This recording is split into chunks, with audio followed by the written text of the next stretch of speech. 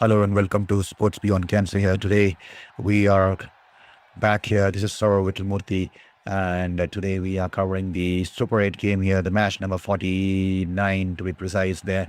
And today we are covering the game between England and New Zealand here, live from the Premadasa Stadium here in Colombo. So news out there in the middle is New Zealand have won the toss and opted to bat here. So it's a must-win game here for New Zealand. And they have managed to pick up 8 runs off the first 2 overs here. Kindly apologize. We were just running some errands, and that's the reason we are a little bit late today. And I hope you're enjoying the stream and hope you're enjoying this wonderful, wonderful spectacle of the T20 World Cup here. Here is Archer now angling into the bat. Seifert going for the big heave across the leg side. And they'll scamper for a quick single there, unable to time the ball there off the inside edge on pace bats. And that'll be just 1 run here for Seifert.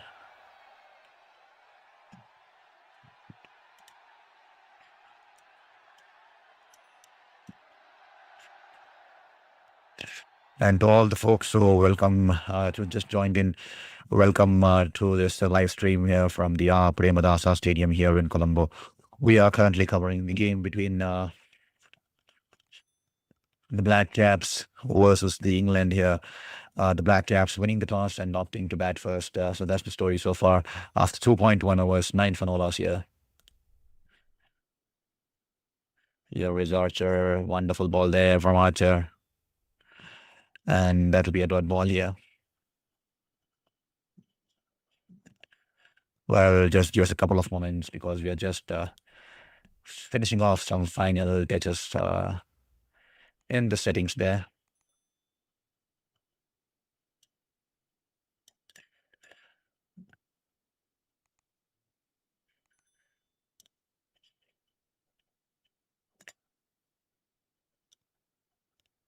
Here is Archer running in to ball to Finanen there.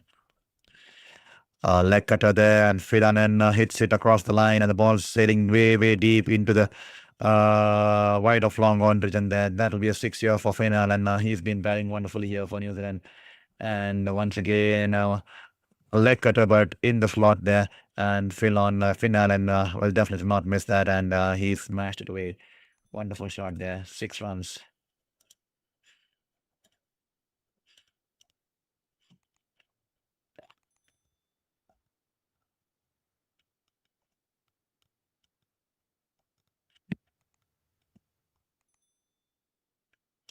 This time, a good length delivery tucks it away towards the mid-on region there, and that'll scamper for a quick single here.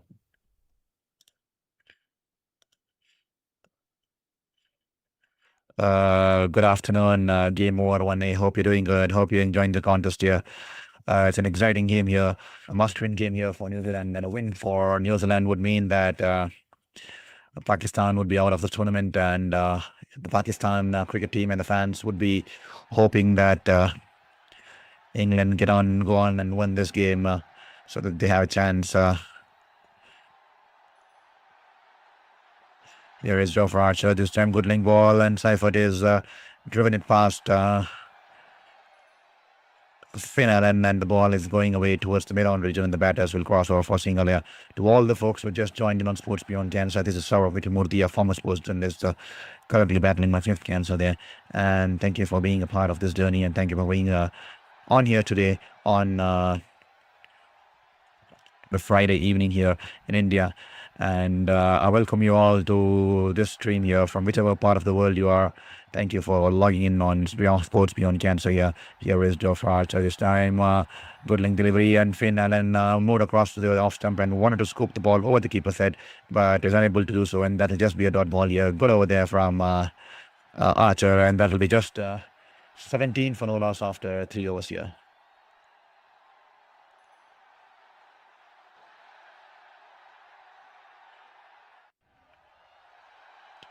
Game Over 1A. You seem down today, sir. No, it's not just a little bit tired. I had a lot of commitments throughout the day today.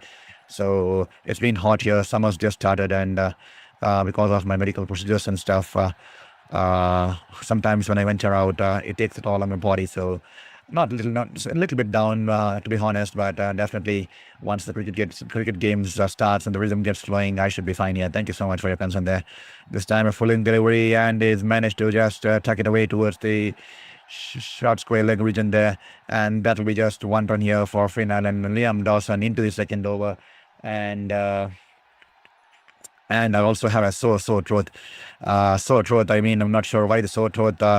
Maybe because covering a lot of games. We have been covering a lot of games, and that's the reason I could not cover the morning game today, because we were covering the Ranji Trophy final in India, and then the women's cricket up to 2:30 a.m. The South African women's cricket team versus Pakistan, and then the West Indies versus Sri Lanka, and then the World Cup as usual. So my voice is a bit. Sore, so definitely that could be the effect of me feeling like I'm a little bit down here. This time he comes down the wicket and he is smashed it once again. Final and coming down towards Liam Dawson, and he smashed it over the long off region there, and that will be 6 runs there. What a wonderful shot, an 87-meter 6 straight towards the side screen there. And Final and taking the charge on England here. It's a must-win game here for New Zealand. Win will qualify for them for the finals, but loss here would mean that they will have to wait for the Pakistan versus Sri Lanka game, because Pakistan will have to win with a better run rate only if England go on to win today. So New Zealand would want to seal the things today itself and not let it to the hands of Pakistan tomorrow. And that's the story so far. Thank you, Game Over 1A, for sending your strength and energy. Thank you so much.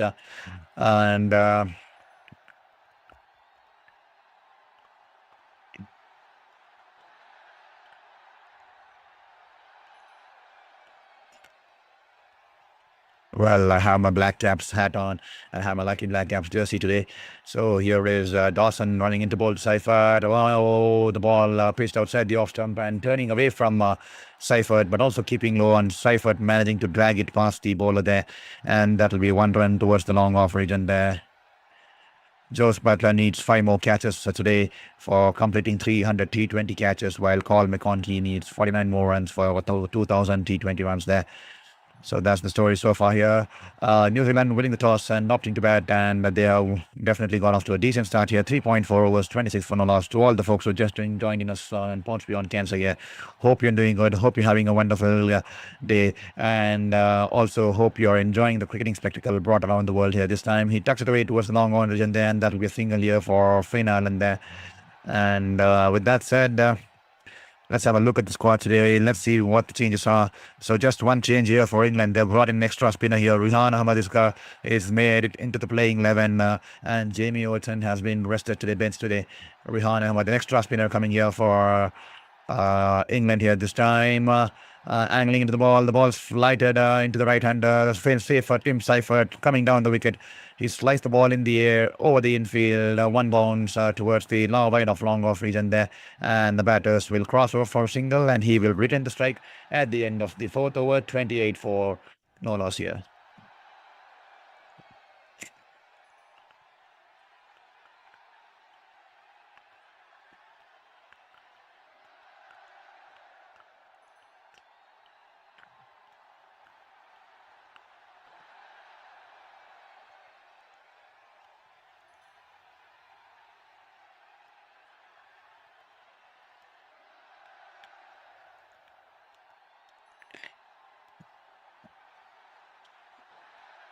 So the Pakistan cricket team and the fans will be keenly watching this game. A win for New Zealand would mean that they are eliminated from this tournament. They will be having their fingers crossed, because they will definitely want England to go on and win this game, so that gives them an outside chance tomorrow, because then they can plan as per the net run rate and play the game, because England already on 3 points, New Zealand already on 3 points, and Pakistan on just 1. So if at all New Zealand manage to lose tonight, then Pakistan will have to better the net run rate of New Zealand and then win the game tomorrow. So let's see how the things go on. So as of now, England the only team qualified in this group, and South Africa the only team qualified from the other group, and Sri Lanka the only team eliminated from this group, and Zimbabwe the only team eliminated from the other group there. So a lot of teams at stake here, and we'll have to wait and watch. We are getting to the business end of things here. Here is Jofra Archer running into bowl to Seifert here. This time a full delivery, and he smashed it over the cover fielder there. The ball running away over the infield, and a couple of bouncers into the four in the sweeper cover in there. Good shot there from Seifert. That will do him a world of good here. He was struggling to time the ball since his arrival here. He's less than run a ball, which is extremely uncharacteristic of Tim Seifert here. 17 ball, 15. And he's finally found a boundary here, and probably that should help him. That should help his momentum. That should help the momentum going his way there. Tim Seifert, wonderful shot there from Tim Seifert. We are rooting for the Black Caps as usual. Black Caps being my second home. This time, once again, banged in a little bit short, and Tim Seifert goes over the bowler's head and up over the bowler's head, and it's gone past the mid-off fielder there, and the ball running away into the long off boundary there. 4 runs there, 2 boundaries there coming off consecutive balls here for Seifert, and that will do him a world of good. He did not time it perfectly, but nevertheless, he's managed to clear the fielder there, and that'll be 4 runs there. Good shot there, and 2 boundaries on the trot here for Seifert, and he's on the charge now. 19 runs, not out of 18 balls. We are wearing a Black Caps jersey as well as the Black Caps cap today to support the Black Caps all the way. As you all know that I've been this time banged in shot, not the kind of ball you would want to bowl to Seifert. He's stayed back, moved his front leg across, and he smashed it way into the corner region there. The ball sailing away into the stands here at the Premadasa Stadium, and that will be a 6 here. An expensive over here, 3 boundaries on the top, 2 fours and 1 6 here, coming off the blade of Tim Seifert. He's taking the charge on Joe Fraser here, the English pacer. He's cranking up his pace, and he's bowling up to 143, 144 clicks per hour. And Seifert, using the pace of the bowler, he's just stood tall and just smashed him all the way into the stands there. Here is Joe Fraser now once again. A little bit early into the shot of the full-length delivery, and off the inside is the ball rolling away towards the mid-on region there, and that'll be the single here for Seifert here. We all know both these batters extremely explosive, the kind of power they generate behind the shots. Both of them big units, highly muscular, and Finn Allen even more taller than Seifert, and both of them have a positive mindset, and they are fearless cricketers, and they can clear any ground in the world there. As you saw, both of them reached to the 100th T20 international 6 in one of the games. Both of them in the same games there. That speaks volumes about the kind of power they generate behind the shots here. And to all the folks who joined in, please do let us know from which part of the world you're watching this stream, and also which team are you supporting tonight. And also don't forget to hit the subscribe button there. Please keep joining on the stream, and I hope more and more people will start coming onto the stream here. Here is Joe Fraser this time, good link ball angling into the bats, and this time Finn Allen tucks it away towards the deep mid-wicket region as Jacob Patel coming in from the deep into the infield, and he'll field the ball, and the batters will just have time to cross over for just a 1 run there. With that said, 5 overs done and dusted here, and the score is 44 for no loss after 5. So please let us know which team you're supporting tonight, and also do let us know from which part of the world or which city you're watching this game, because that will make us feel like we are having a conversation and not just me talking out to a camera here. And as you all know, why the reason behind, the people who come on regularly will know why I'm supporting New Zealand, because New Zealand's been my second home. I worked as a sports journalist there in New Zealand for 4 years here, 4 years in New Zealand, and that's the reason New Zealand has always been my second home, because it's a special space, it's a special place for me. I've always held it close to my heart. It gained a lot of wonderful things. I actually wanted to settle there and continue my passion for sports and sports journalism there, but life and universe had other ways. My 5th cancer coming, and I had to head back to India because I needed the support of my family, because it was extremely difficult to manage things by oneself over there. And for the past 2.5 years, it's been a battle, and unfortunately, I couldn't return back with all my professional games in New Zealand. I'm not sure when I can get them back, because my visa has expired because of being unable to work for the last 2.5 years, battling with life and death. Hopefully someday I can get all my gear back, and hopefully I get to go back to New Zealand someday to pursue my passion once again. This time a Sam Curran into the attack, a slower ball, and wonderfully bowled there, wonderfully deceived, and fast Finn Allen has just tapped it towards the mid-off region there, and that will be a dot ball there. And that's the reason I've been working a lot with these blokes. I've been an integral part of the cricket circuit there in New Zealand, being a sports journalist and also being as a sports management professional, working with the Otago Wolves in Dunedin there, and especially enjoying my time out there working in the cricket fraternity in the South Island of New Zealand. Wonderful people, everyone extremely down to earth, grounded to earth, jovial, and they love the cricket, they love the rugby, and they love the nature, they love the oceans, they love surfing. Beautiful, beautiful people out there in New Zealand. This time a slower ball, this time angling on the path there, you can't bowl there, and once again Fayford clears his front leg and they smash it over the deep mid-wicket region there. 6 runs here for Finn Allen, beg your pardon there, and the first wicket partnership is now 50 of 32 balls here. A good start here. This time a slow full toss from Sam Curran, not full toss, a slow one here from Sam Curran, and it was straying down the leg and in the hitting arc, and Finn Allen punishes him up and dispatches into the stands there. Finn Allen tucks it away towards the long on region there. Once again, a slow one from Sam Curran, 116.9 kicks on that one. And he'll just drive it along the ground towards the long on region there, and that'll just be a one run there.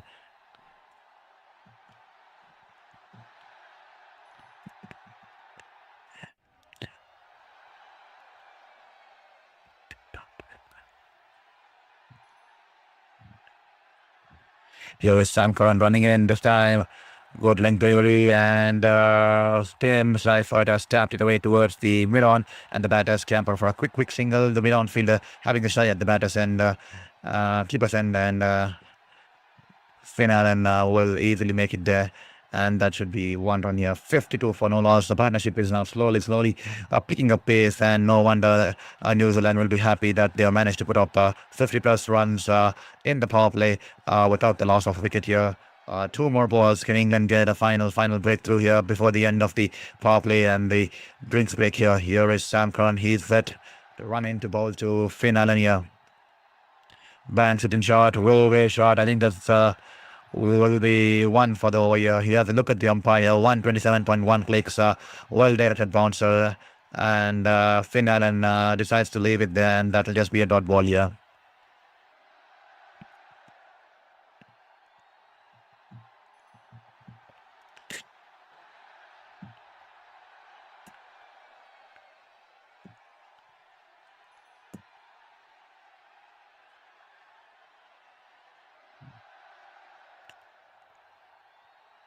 Here is Sam Curran, good length delivery, angling to the pads, is tucked it away towards the short square leg there, misfield there from the fielder there in the short square leg region, and the fielder there from the deep mid-wicket region will cut it off before the boundary, and the batters will cross back for 2 runs there, and after the end of 6 overs, that will be 54 for no loss, the run rate 9.00, and that will be the first drinks break of this game, and New Zealand will be pretty happy there, pretty happy to have put up 54 on board without the loss of any wicket, setting up the right platform here for this game here, because as you all know, this is a sort of a must-win game, because even if they lose today, and if Pakistan lose today, or Pakistan win with a lesser net front rate compared to New Zealand, New Zealand will still make it through to the semis, but they wouldn't want to give Pakistan that outside chance, because they just would want to have the fate decide by themselves, and they would want to be winning today and settling their fate for themselves by making their place guaranteed in the semi-final there. So New Zealand, the Black Caps will be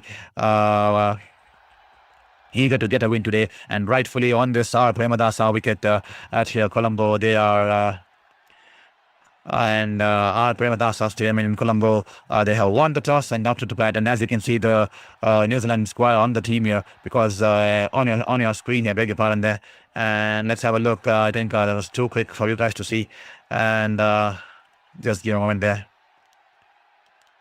Yeah, so Mitchell Santner, Tim Seifert and Finn Allen, Rachin Ravindra, who's been the man of the match, player of the match, the last game, wonderful with the bat, with a cameo of 30-odd runs, and then picking up those 4 wickets, wonderful bowling there. And Glenn Phillips, we all know how dangerous he is on the subcontinent wickets. And Mark Chapman, unfortunate last game, he was bowled by a peach of a delivery, probably I would call it as the ball of the tournament, bowled by Mahisha Tikshna. What a wonderful ball to have got Mark Chapman off his first ball there. And then Darryl Mitchell, he's a smart cricketer, and he's always resourceful with the bat. And Cole McConkey, we also what he and Mitchell Santner did last game there with the bat, rescuing New Zealand from 88 for 6 to taking them to 160 or 170 odd there. And Matt Henry, he's been clinical in this format. He's been bowling decently, especially economical, highly economical, and is picking up those early wicket with a new ball there. And he's sorry, he can be a good prospect on this kind of a wicket here at the Premadasa. And Loki Ferguson, he will crank up the pace, and he will blow the ball the slow ones and the variations, and definitely a wonderful compact side here for New Zealand. And for England, we'll have a look at the England side here. Just one change for them today. Rehan Ahmed has come out into the squad, so Alex Spinner coming in to replace Jamie Orton. Jamie Orton has been rested because on this Colombo wicket here at the Premadasa, it's going to be spin to win, and the more slow you bowl, the more difficult it is going to be for the batter here, with the ball going to turn after a few overs here. And Harry Brook, he's been in top form here, especially the century coming in last game. And Fruitsall, Josh Butler, Jacob Bettel, Tom Banton, Sam Curran, Will Jacks, Liam Dawson, Rehan Ahmed, Joe Fraser, Adil Rashid. So that's a wonderful squad out there. A lot of potential. A lot of players have stood up on different occasions here, and Harry Brook definitely leading them with that wonderful century in the last game here. So 2 leg spinners here for England tonight, and here is Adil Rashid. He's been brought into the attack, and he's given away 1 run off his first ball here. And here is Adil Rashid running in this time. Flighted outside the off stumps, the ball pitching and turning away from the batter there, and he's just tucked it away towards the long off region, and that will be just 1 run there. 56 for no loss after 6.2. Carl, Jacob, hello and good morning to all of you. Good morning, Carl. Hope you're doing good. Hope you're having a wonderful day there. And welcome. Morning to all the cricket fans of this wonderful December incident. A little bit short, and he rocks back, and Seifert drives it along the ground towards the long on region there. Carl, hello and good morning to all you cricket fans of this wonderful page and commentary from Barakpur, Sri Lanka, West Indies. Thank you, Carl, for your wonderful message there. Thank you for acknowledging the commentary on the page, and also for welcoming all our fellow fans here. Thank you so much. Hope you're doing good and enjoying the cricket game here. Here with Adil Rashid, this time a flight will be outside the off stump. It's turned away from the batter there. He has hit it straight, 1 bounce into Will Jacks at the long off region there. England, Adil Rashid, Liam Dawson, Rehan Ahmed. So 3 spinners here tonight for England.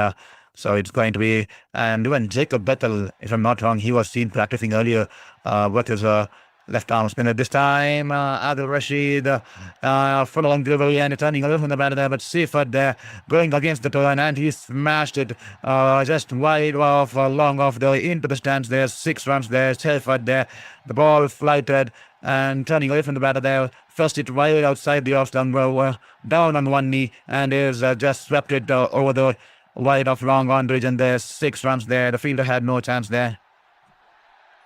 And this time, that's the kind of ball you would want to bowl for Seifert there, drawing him to play that big shot. He's tossed the ball in the air. Absolutely courageous here from Adil Rashid. He's tossed the ball in the air and forced Seifert to come down the wicket and play the big shot. And the ball pitching outside the leg stump and turning away from the batter there. And Seifert completely outfoxed, completely foxed here. And he's been in no man's land there. And it's gone for the wild swing, completely missing the line and length of the ball. And Josh Butler does the rest there. He rips the bail off there, and that should be out here, and that should be stumped here. Wonderful piece of bowling there, and more than the skill. I mean, well, we'll have to wait and watch there. This is going to be close because it's been sent upstairs. Has Seifert managed to drag his foot back into the crease? Josh Butler is taking some time out there to whip the bails off, and we have to wait and watch if this is going to be a stump here. The umpire will have to bring out the zoom lens here on the crease, on the toes. It seems like it's just on the line, but is a part of issue inside the line. We'll have to wait and watch because the line belongs to the umpire.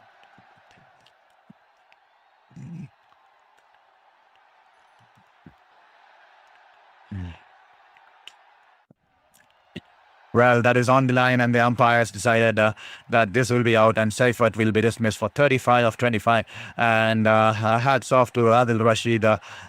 He was he was smacked for a big six off the last ball, but he was courageous and he took the gamble and he tossed the ball this time slower through the air and let it get those reps in it. And using the surface, he's managed to flight the ball, toss it slower through the air, only drawing Seifert out of the crease in an urge to play that big shot. He's gone for the wild slog shot, and the ball pitching and turning outside the off stump away from the batter there, and Seifert was completely beaten there, and Josh Butler doing the rest, and Seifert's attempt to get back into the crease only ending in that he's only managed to keep his foot on the line there, and Josh Butler has managed to rip the bails, and Seifert will have to depart. Good start here from Seifert, but wonderful bowling there from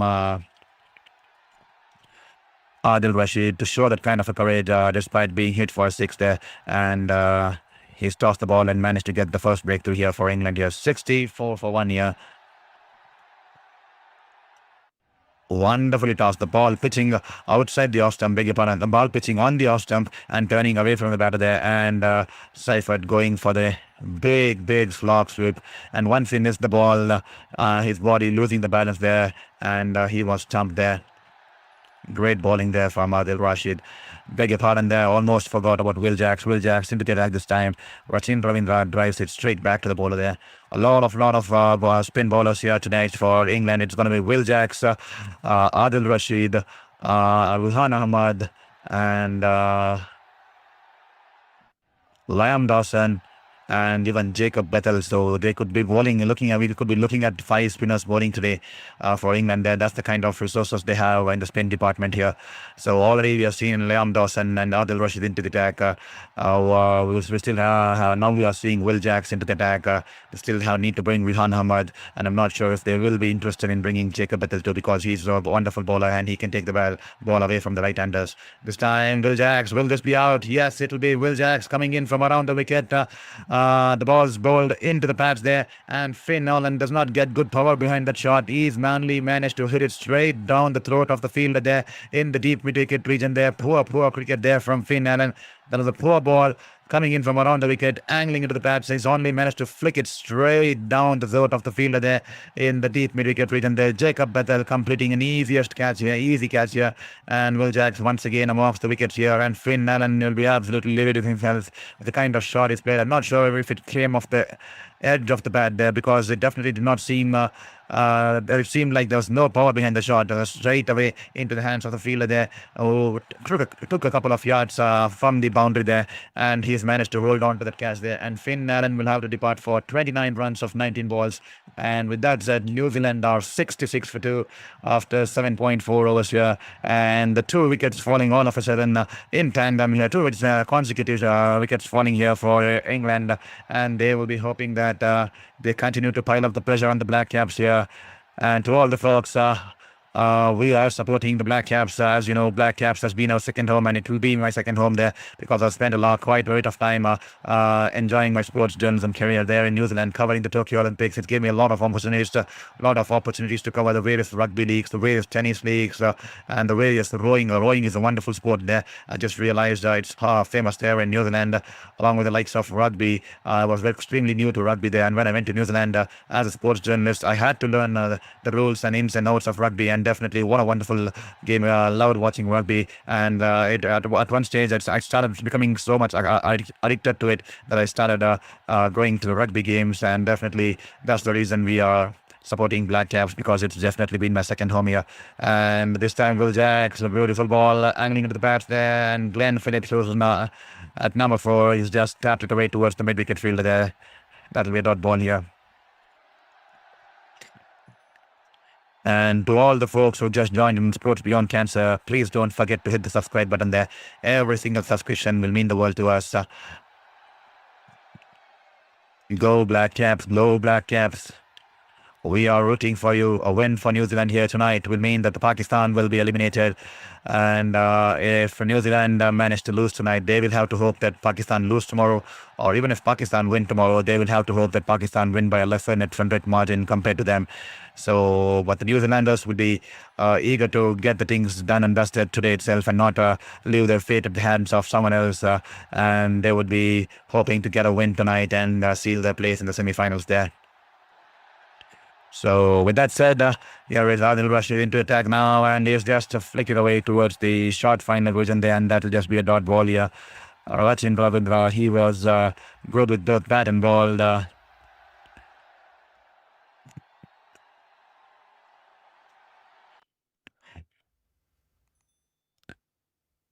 Hopefully he turns out today once again for New Zealand this time, angling on the pads there, and Rachin Ravindra trying to glance the ball towards the fine leg region there. He's missed the ball there. It's wrapped him on his pads, and Adil Rashid there, half-hearted appeal there.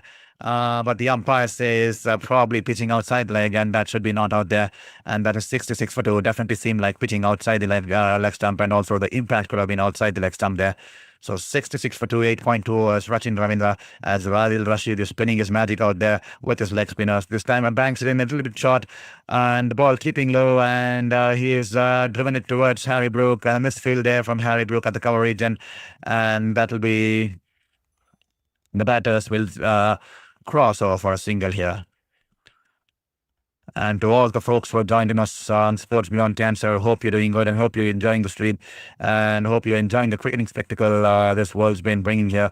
And today, India losing the second ODI game against Australia in the women's game here at the Hobart here. And well, there you go. The replay showing that I was pitching outside this time, flighted, and it was in the hitting arc there. It was in the slot, and Glenn Phillips has smashed it into the stands in the cow corner region there. I mean, these New Zealand batters are extremely fearless, the likes of Glenn Phillips and Tim Seifert. That was the googly there in the slot, and Glenn Phillips has seen it coming through the hand, from the hands of Rashid. He knew the ball was going to come into him, and it was in the slot, and a 79-meter-6 wonderful strike there from Glenn Phillips. These the Kiwi batters are extremely fearless with the likes of Glenn Phillips, be it Seifert, be it Finnell, and whenever the ball is in the slot, they're not going to leave it at all. They are going to punish you. This time a little bit short, and Glenn Phillips tucks it away towards the mid-wicket region. The ball running away wide off Rizwan Ahmad there in the deep middle region there. The ball once again running away into the boundary there. 4 runs there. He rocks onto the back foot, and he pulls the ball towards the wide off deep mid-wicket region there. And no chance there for Rizwan Ahmad. That will be 4 runs here for Glenn Phillips and New Zealand here. Glenn Phillips on the go here. Adil Rashid under the pump in this over. This time, good ball there. And outside the off stump, and he's just cut it away towards the point region there. That'll be just a dot ball here. To all the folks who joined us on Sports Beyond Cancer, hope you're enjoying the stream and hope you're enjoying the commentary, and hope you know why the name is Sports Beyond Cancer, this channel here, because I'm currently battling my 5th cancer here. I'm a sports journalist who's worked 4 years as a sports journalist in India, 4 years as a sports journalist in New Zealand. But when I was working in New Zealand, the 5th cancer struck in out of nowhere, and I had to return home, and it had been a battle of life and death for the past 2.5 years. It's an extremely rare cancer. It's called as spindle cell sarcoma, a sarcoma which has no much clinical study, and it brought a halt to my life and my passion. And now that we have entered remission, I've managed to start something here on YouTube just to continue my passion. And thank you for all the support, for making me believe in this journey. It feels wonderful to wake up with the motivation to pursue my passion after a 2.5 years battle, after 2.5 years of having no motivation, because the only motivation then, or the only hope was to survive the next day. So thank you so much here. Please hit the subscribe button there. Will Jacks into the tank this time. Good link delivery, and Rachin Ravindra strides forward and just taps it away in between the cover fielder and the point fielder there, and they'll cross over for either single here.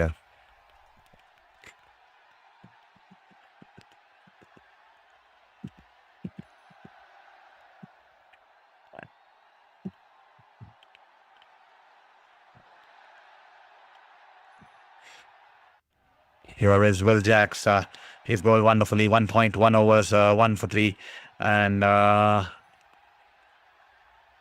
this time Good length ball angling into Glenn Phillips' bat. She rocks back and he tucks it away towards the deep mid-wicket region there, and that will be a single here. Watching Ravindra and Glenn Phillips, they did it the other day and they built a stability partnership there out there in the middle. Can they do it tonight here? New Zealand will definitely need their services tonight. Oh, wonderful ball from Will Jacks. The ball on good length delivery, pitching and turning away from watching Ravindra. The spinners would be loving it. The New Zealand spinners would be loving it. The ball turning away. A lot of turn there. Huge degree of turn there. As Ravindra tried to play the pull shot and the ball turning sharply away from him there. And a puff of dust coming off the ground there. Well, Rachin Ravindra wanted to go for the big pull shot. And as you can see, the ball turning away from him. And Rachin Ravindra managing to get a single off the next ball here.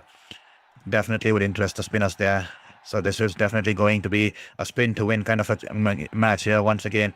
Will Jacks coming from around the wicket, good length delivery, and the ball just outside the off stump, and Glenn Phillips wanted to drive it along the ground towards the mid-off region there, but off the outside edge, the ball is running away into the third-man boundary there, teasing the fielder there, who's tracing the ball from the short third-man region, and the ball's run away off a thick outside edge, and that'll be 4 here for Glenn Phillips here. Unlucky for Will Jacks there, good ball, but he's been taken away for 4 runs there.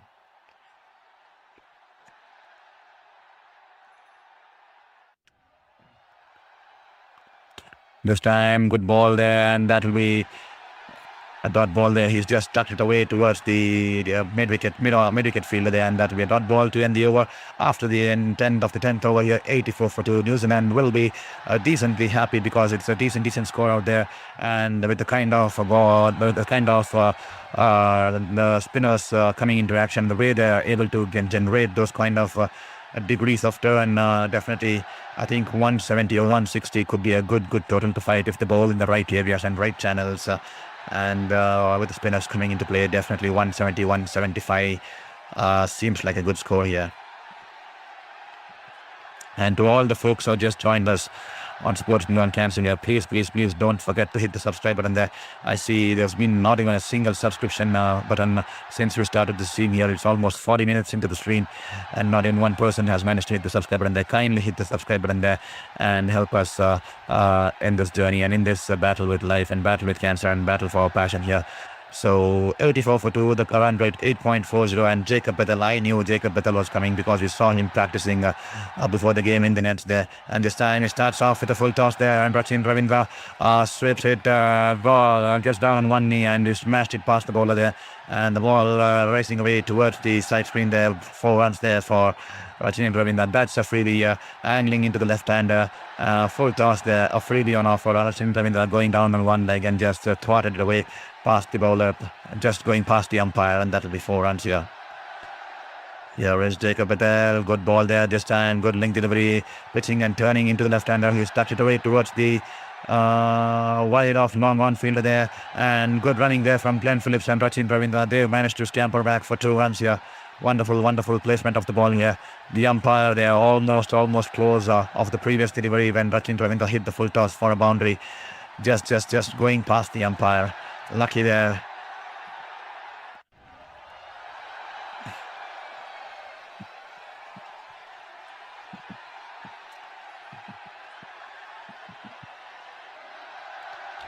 Here is Jacob Bethel now, coming in from around the wicket for Rachin Ravindra. Oh, wonderful ball. The ball skidding and bouncing a little bit and going past the outside edge, outside the off stump there. Wonderful there, coming in with the arm, the left hand, the ball pitching, and the extra bounce as Rachin Ravindra tries to tuck it away, flick it away towards the leg side. He's completely missed the line and length of the ball there. The extra bounce didn't in, and that will be a dot ball here. Here is Jacob Bethel now running in this time, backward shot, and Rachin Ravindra goes to the pull shot, and just short of the fielder there, coming in from the deep mid-wicket region there. 1 bounce to the fielder there, and the deep mid-wicket fielder has been placed pretty well into the field there. He's not coming in from the boundary there, so definitely some strategy going out there, bowling that kind of lengths and keeping the fielder, the deep mid-wicket fielder, so close towards the infield there. 91 for 2 after 10.4 overs. The run rate 8.43. Please do let us know in the chat box, how much do you think New Zealanders will put on board tonight? How much do you think Kiwis will put up on the board tonight? Here is Jacob Badal. This time, once again, a full length delivery. He's driven it past Jacob Badal to the ball, going straight into the boundary there. Wonderful shot, all on the ground. Jacob Badal puts in a dive towards his right, but it's gone past him. And once it's gone past Jacob Badal, there's no one that can stop it, because no chance there for the fielders coming in from the long off, or either from the long on region there. That will be 4 runs there. Full length delivery, and going past Jacob Badal, who dives towards his right to stop the ball, but such is the power behind the stroke here from Glenn Phillips here. A good forehand there coming in, and that will be 4 runs here for Glenn Phillips. There was Jacob Badal this time, a full length delivery outside the off stump, and he's driven it towards the wide off sweeper coverage, and there will they be coming back for 2 runs here. Good running there. That'll be 2 runs here. An expensive over here for Jacob Badal. 13 runs coming off it, and New Zealand 96 for 2, 97 for 2 after the end of the 11th over here. And to all the folks who have joined us on Sports Beyond Cancer, please do let us know in the chat box from which part of the world you're watching the stream, and also from which team you're supporting tonight, because that will mean the world to us. So please let us know which part of the world you're watching the stream, and let's get on the prediction game here.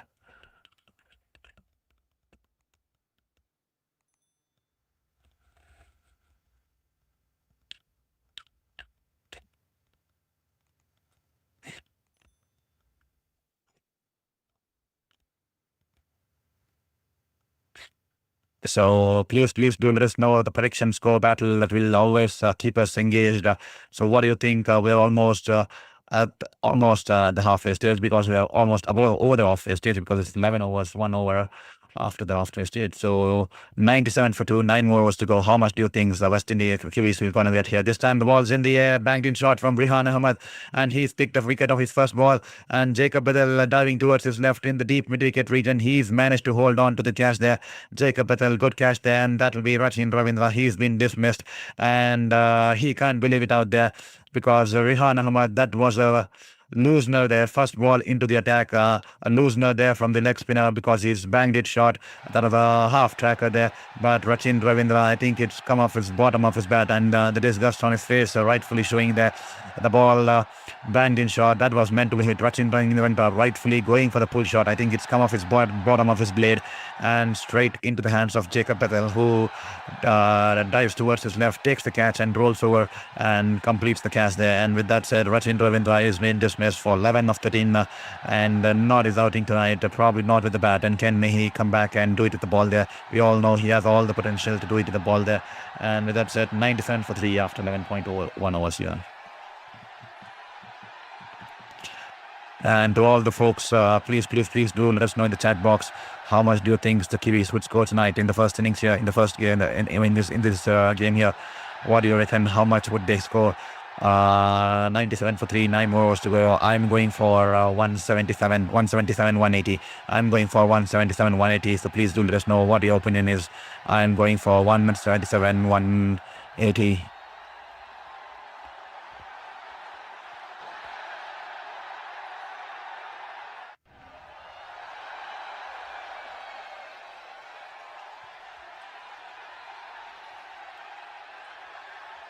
Here is Rihan bank spin shot once again. This time the ball turning away from the left-hander, and is pulled it away from outside the off stump towards the deep mid-wicket region for a single here. Rachin Ravindra, I think that's come off his bottom of his blade there rightfully, and that's the reason he did not get that power behind that shot, because it's not come off the middle of the bat there. And Jacob Badal, good catch there.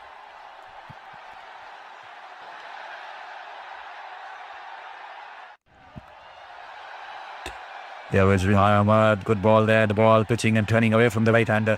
He's just driven it to the sweeper coverage in there, and the batter will cross over for a single here.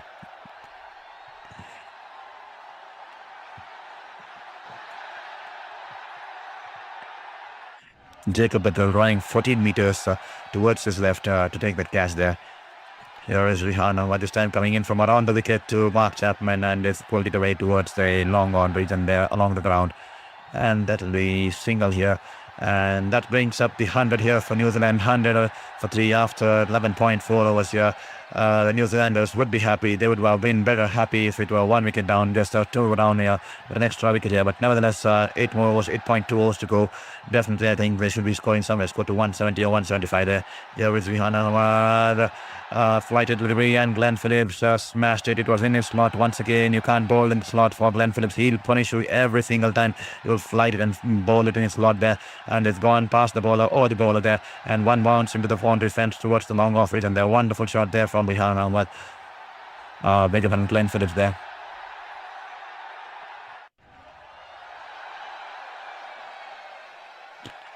This time is banged in shot outside the off stump, and Glenn Phillips pulls it away towards the wide off long off region, long on region there.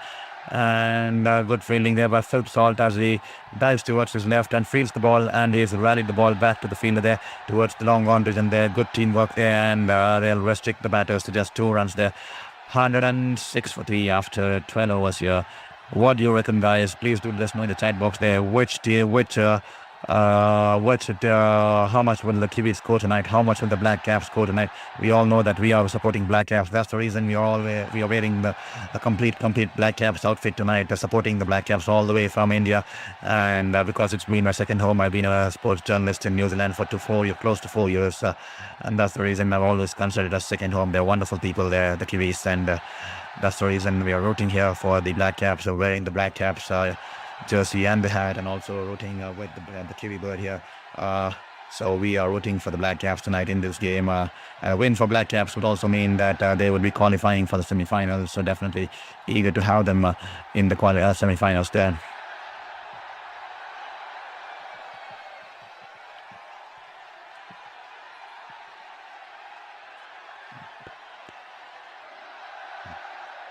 Here is Liam Dawson. Into the attack for his third over here. He's banged it in shot. He's gone for the pull shot there. The ball's off the top edge. The ball's in the air, and the fielder coming in from the long boundaries and just falling short of him, and that'll be 1 run here for Chapman here. Lucky reprieve here for Mark Chapman. The ball was banged in shot, and once again Mark Chapman trying to go for the big shot, full shot, once again off the bottom edge, and the ball was lurking in the air for quite some time, but falls in no man's land as Will Jacks runs in all the way from the long on towards the inner circle there. 1 bounce into Will Jacks there, and a lucky reprieve here for Mark Chapman. This time, good ball there, coming in with the arm ball there, pitching and turning into the batter there, and it's wrapped him on his back pad there, and Liam Dawson going in with the uphill there. So is Josh Butler, and the umpire says not out. Harry Brook running in towards Josh Butler to have a discussion. Will they be going upstairs? And the Butler rightfully signaling, I think the ball's going down the leg stump, so definitely that will be not out here.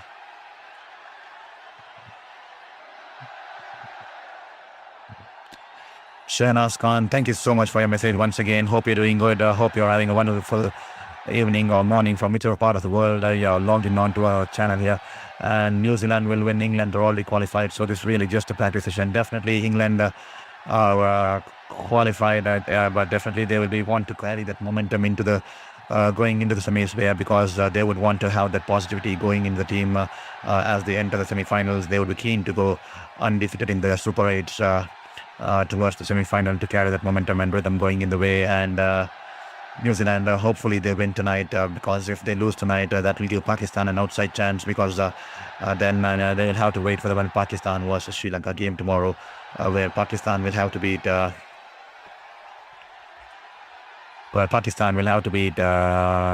Sri Lanka with a better run rate, because New Zealand has a better run rate, I think some plus 1.9 or something. And Pakistan will have to beat African, and then New Zealand will have to play the waiting game and watching the Pakistan's game. But they will be keen to get it done and dusted today itself, not leaving their fate in the hands of some of the team there.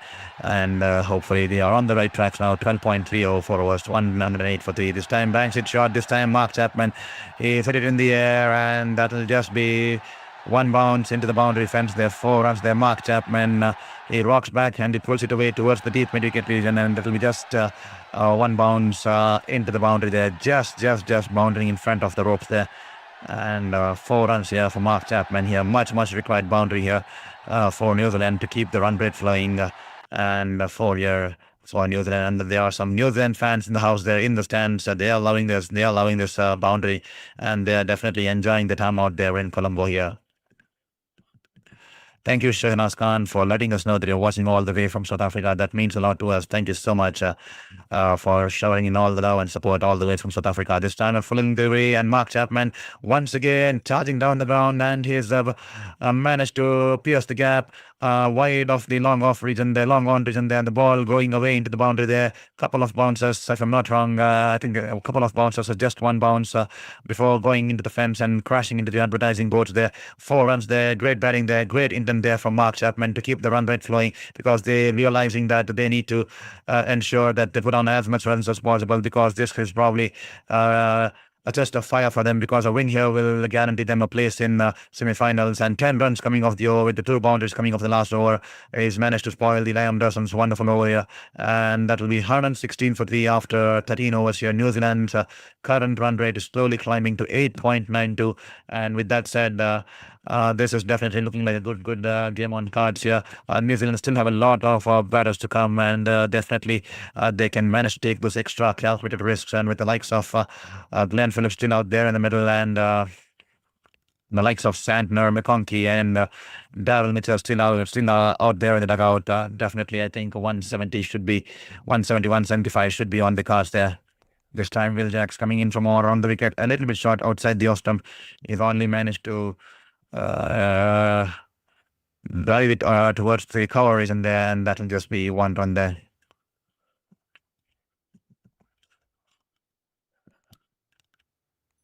Well, Shahnaz Khan, New Zealand could defend 170, especially if England comes out playing baseball.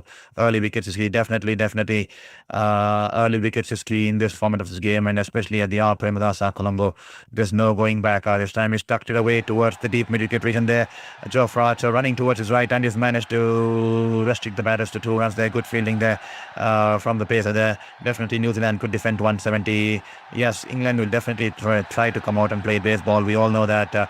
But England would be hoping that this game, because they're qualified, they'll be hoping that their strike batter, Josh Butler, gets in some form and spends some time out there in the middle, because he's been the one who's struggling along with the bat. And if he gets going, we all know how big a batter in batting unit England could turn out to be, especially in the likes of semis.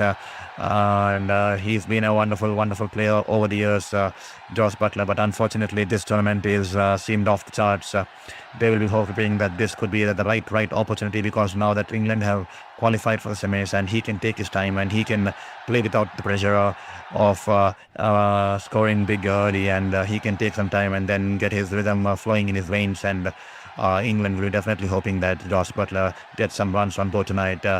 And early wicket is definitely the key. Early wicket is definitely going to be the key, especially with the likes of Matt Henry, who's bowling superbly. And then I know Santner is going to bring out his spinners there. A bag of tricks up their sleeves with the likes of McConkey, Santner, and Rachin Ravindra. So Ish Sodi. So definitely it's going to be a good contest if 170 or 177 is going to be put on the board there.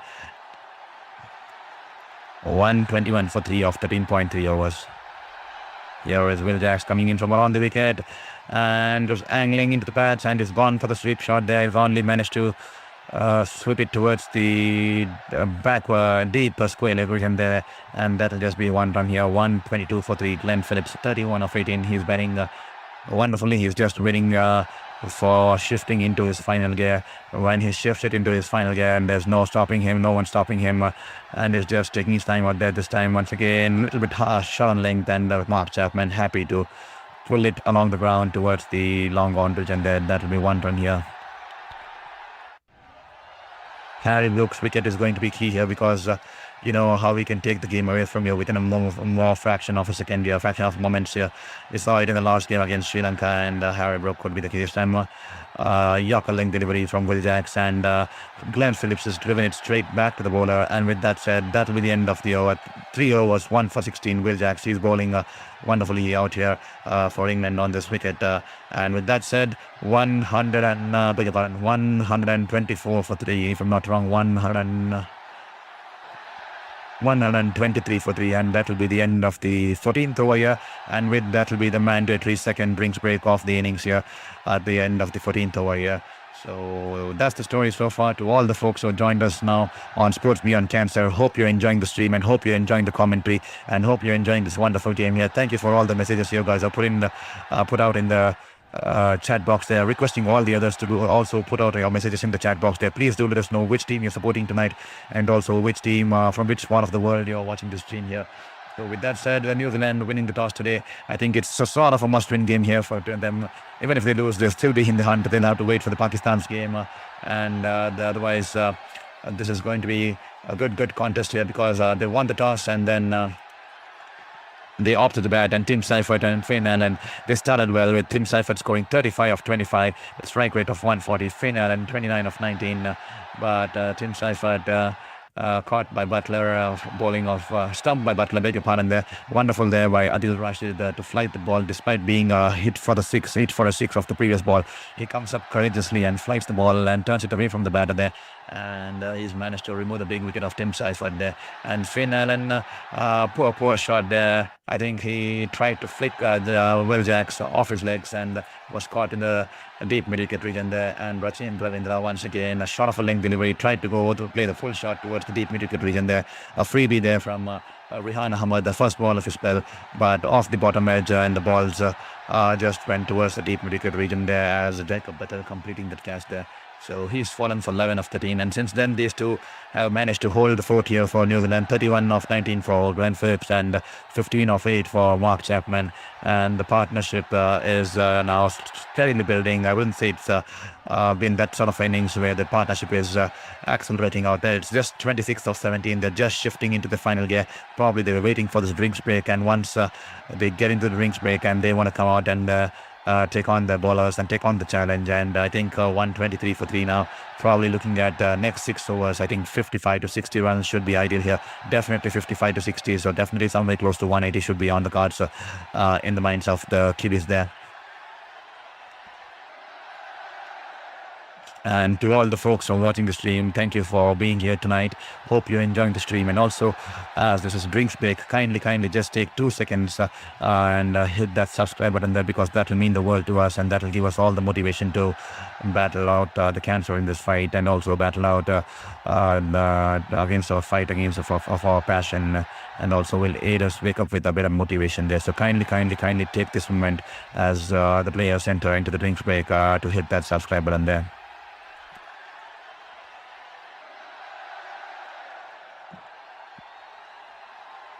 Here is Adil Rashid, and a wonderful ball after the break. The momentum is lost, and once again, Adil Rashid, he's a world-class seasoned campaigner. He's been playing cricket for so long, and once again, he's tossed the ball in the air and is thrown it slower through the air. And Mark Chapman once again falling for the bait, stepping down the ground, and he's tried to smash it big, and he's been stumped.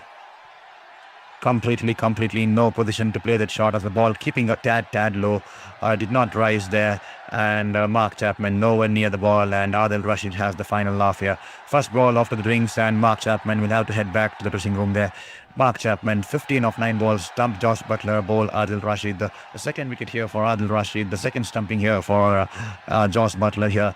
And what a delivery once again. And that's the reason leg spinners in T20 cricket, they are definitely match winners. They are definitely wicket takers. They will definitely go for runs because they lure the batsmen to come outside the crease. They lure the batsmen to play those false drives. They lure the batsmen to play those big lofted shots, step down the ground, and they also manage to pick up wickets there. And probably they'll also bowl the half trackers, because as a leg spinner you tend to bowl the half trackers in between and you drag down the ball, but it's all a part and parcel of the spell there, part and parcel of a leg spinner there.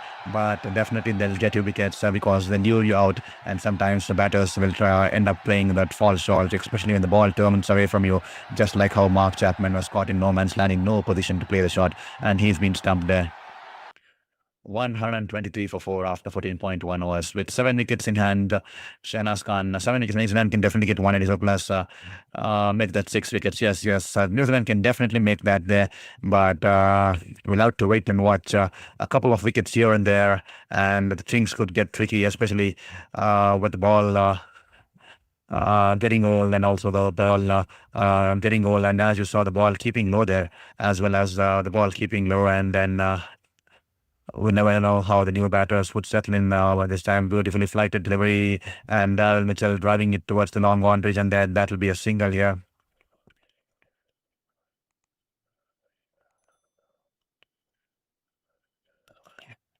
Adil Rashid, 2.3 overs, 2 for 22. He's having a dream outing here. And how many can New Zealand get to 180? That would be the big question here. That would be great if they manage to get to 280, 180 here. 180, 189, 90, I beg your pardon there. Here is Rashid running into ball to Glenn Phillips. Once again, flight delivery. He's cut it away, turning away from the batter. He's cut it away straight to the point fielder there. One bounce to the point fielder. And that'll just be a dot ball here. And he's tossing the ball slower through the air. I mean, 70.3 clicks, 73.3 clicks off both the stumpings he got of the Kiwi batters there. Extremely slow, slowing it down, tossing in the air, and wonderful there, wonderfully deception, wonderfully beating the batters there. And this time, Glenn Phillips drives it along the ground towards the long off region, and that will be a single here.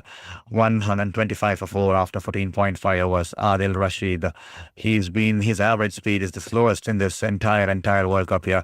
He's he's the number one in that regards. He's bowled 79.6 kilometers per hour in terms of the average slowest speed in the spinners column there. Only Graham Kemmer of Zimbabwe, I think he's around 80 kilometers per hour, his average speed. So Adil Rashid, slowest of them all. And they're wonderfully here. He's showing it once again, and he's managed to pick up 2 stumpings by tossing the ball slow through the air, and he's managed to extract that turn coming off from the surface there. And with that said, 125 for 4 after the end of 15 overs here. 5 more overs to go.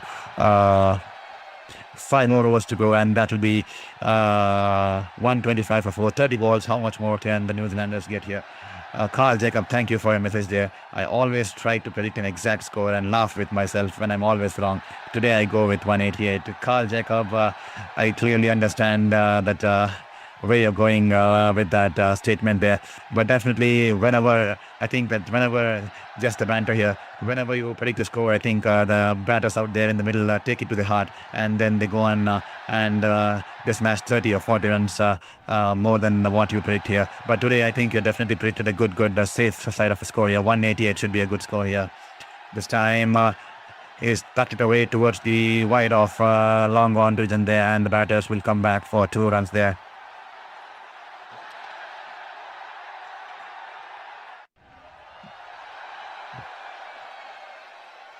Thank you for the 2 subscriptions there. I see 2 people have hit the subscribe button there. Thank you so much for taking the time and hitting the subscribe button there. I hope all the others who haven't followed us or subscribed us will also hit the subscribe button there. Once again, good fielding there from Jofra Archer at the point region, but he tried to throw the ball quickly back to the keeper, and in that process has managed to just throw it wide away from himself, and the batters will now cross over for a single here. Good shot there, off tracker there. Glenn Phillips hitting it towards the point fielder there, and full diving effort there from Jofra Archer to stop the ball. But in the process of throwing the ball back to the keeper early, he's only managed to throw it away from his body, and the batters will definitely crossover for a single here. Here is Rihan running into ball to Mitchell. Mitchell charges down the ground only to york the ball himself, and he's just run it down towards the long off region, and that will be a single here for Daryl Mitchell here. Shahnaz Khan going with 185. Last 3 overs, definitely 15 plus over per over. Definitely last 3 overs could be interesting. We will wait and watch. Definitely could be 15 plus or 20 plus, or 200 would be good here for the Kiwis point of view. But I'm being a little bit greedy out here. Here is Glenn Phillips, googly there from Rihan Ahmad, 85.1 clicks on that one. A googly turning into the batter, and all he can do is pull it towards the wide of long on there, and that will be just 1 run here.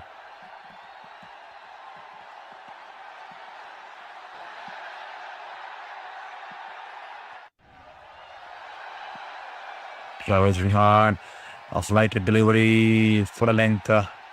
And he has just dragged it down towards deep mid-wicket region there. Darren Mitchell, not convincing shot there, but he'll cross off for single here. 131 for 4, 15.5 overs. The run rate 8.27. Can they get it somewhere close to 9 runs and over there, where it will be extremely handy going in 180 with the kind of spinners they have. And it seems like a good contest on the cards here. And the Pakistan fans and the Pakistan cricket teams will be keenly glued to the TV sets, listening and watching this game here, because a win for New Zealand would mean that Pakistan would be eliminated from this tournament, but a win for England would keep them in the hunt, and they will have to come back tomorrow and beat Sri Lanka with a better run rate compared to New Zealand there. So definitely this is going to be an interesting contest. We are getting towards the business end of things here, towards the semi-finals, as two teams have already marched into semi-finals. So we are still waiting for the other two teams. Will it be New Zealand or Pakistan from this group, or will it be India or West Indies from the other group there? So 132 for four, last 4 overs. And as you all know, in the previous game, New Zealand managed to score 70 runs of the last 4 overs in the previous game against Sri Lanka. Mitchell Santner and McConkey smashing 70 runs of the last 4 overs against Sri Lanka, which set the game for them. Can they do it once again? Can they get close to 70 runs and get to the 200 mark here? That will be a psychological score put out there. Neil Barton, thank you so much. He's put out 190 there. Thank you for your message there. Definitely 190. That would be extremely good score there. No wonder they can go to score 190 if they get that 60-70 runs of this last 4 overs, just like they did it against the likes of Sri Lanka. But we'll have to wait and watch. Dawson into the attack for his 4th over, and that will be 1 run here for Glenn Phillips here. Shehnaz Khan, let the fireworks begin. Yes, Shehnaz Khan, let the fireworks begin. We are all set to root for the Kiwis. The Kiwi bird is here. The mascot is here. We are all geared up in the Kiwi dress here, the Black Caps dress here. We are all set to root the Kiwis tonight.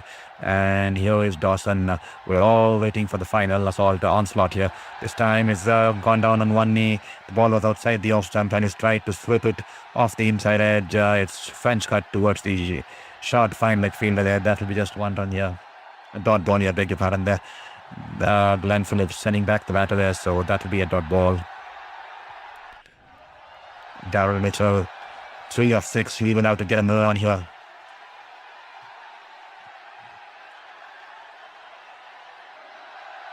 This time is gone for the reverse sweep, and that will be a dot ball. He has missed it completely. Darren Mitchell is gone for the reverse sweep.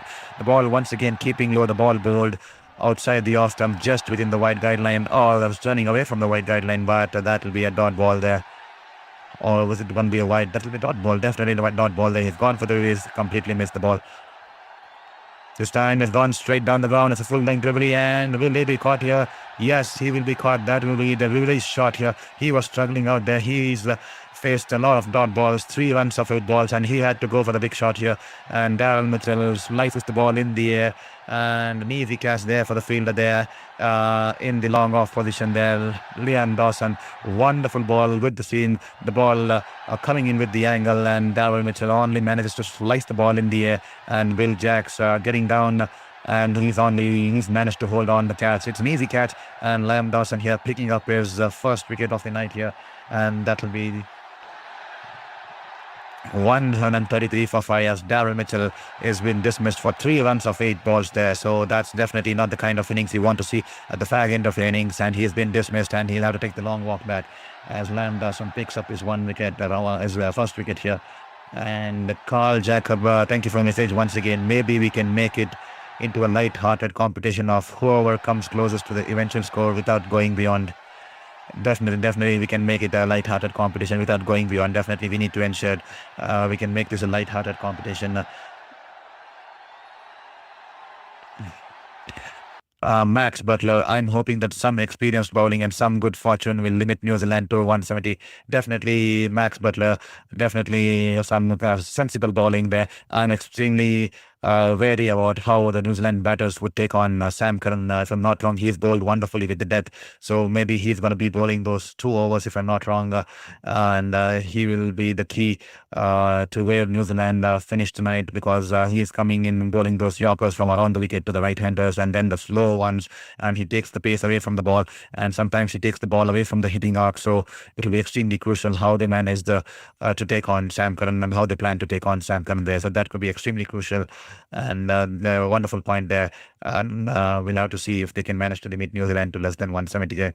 Shahnaz Khan and Carl, thank you for being in a contest there, both of them enjoying this light-hearted competition here of who will get the prediction right here. Mitchell Santner here, who's driven it towards the right of long off there, and that will be single to Mitchell Santner, and he's off the strike.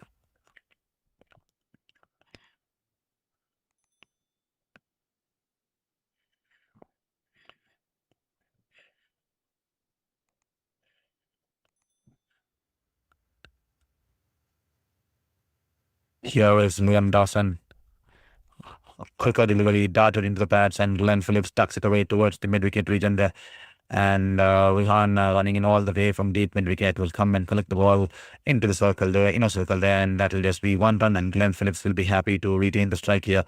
And we'll have to wait and watch how Glenn Phillips goes on from here, because he is going to be the key for New Zealand if they go on to go somewhere close to 190, or if they go just end up somewhere close to 165, 170. So he'll be the key, and England will definitely want to see him back into the dressing room, and they will be wary of the powers he brings in, especially in the last few overs, the kind of shots he plays and the kind of aggression he brings in, along with the kind of brand of cricket he plays. So definitely Glenn Phillips could be the key parameter in where this first innings score is going to head. And to all the folks watching this,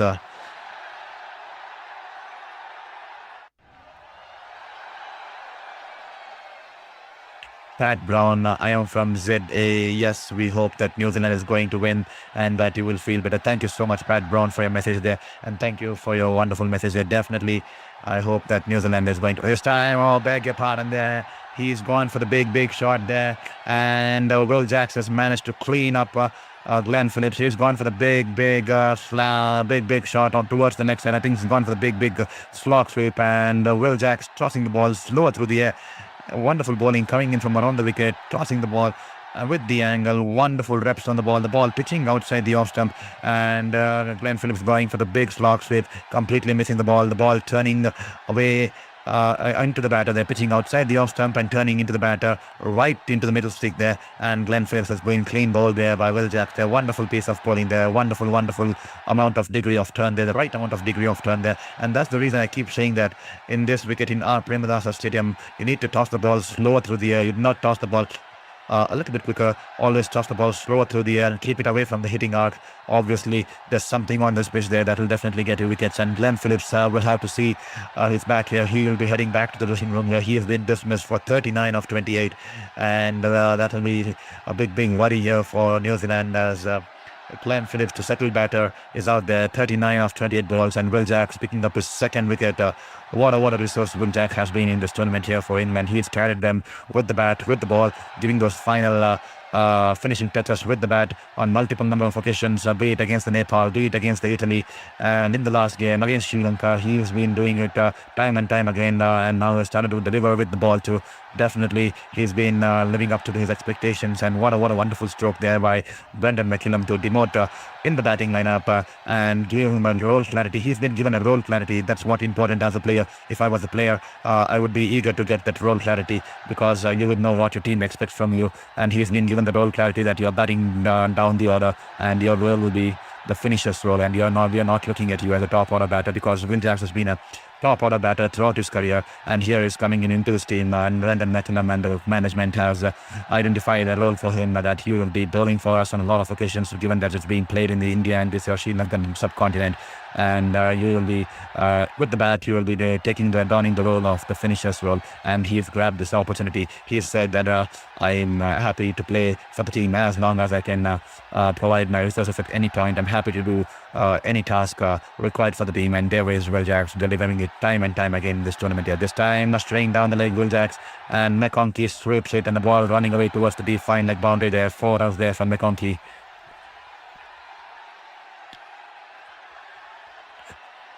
Shahnaz Khan, suddenly 160 seems far away. Definitely 160. They should be able to get 160 if I'm not wrong. Hopefully they will be able to get 160. And this time has driven it away towards the cover fielder there, and that will not ball there. Yes, the last few overs has been a tight there, but we'll have to wait and watch. To all the folks who have joined us on Sports Beyond Cancer, please take this opportunity to hit the subscribe button there. Every single subscription will mean the world to us. So kindly just take this 2 seconds of your life and hit the subscribe button there. Here is Will Jacks now, 2 for 21, 3.4 overs.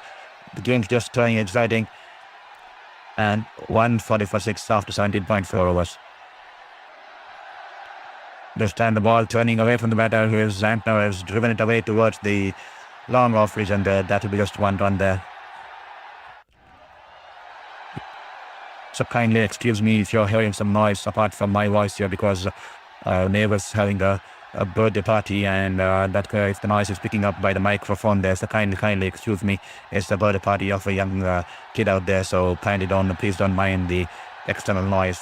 If at all it's been caught by the microphone here.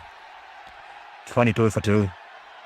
So Will Jacks here offers 3.4 overs, and this time right outside the off stump, and he has driven it away towards the sweeper coverage and there, and that will be just 1 run here for McConkey, and that will be end of the spell here for Will Jacks. What a wonderful spell here.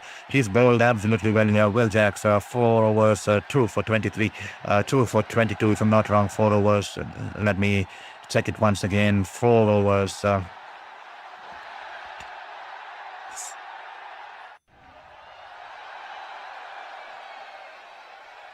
4 overs, 2 for 23, beg your pardon, that has bowled wonderfully, and has managed to pick up 2 wickets here, and he's been a great asset here for England in this tournament here.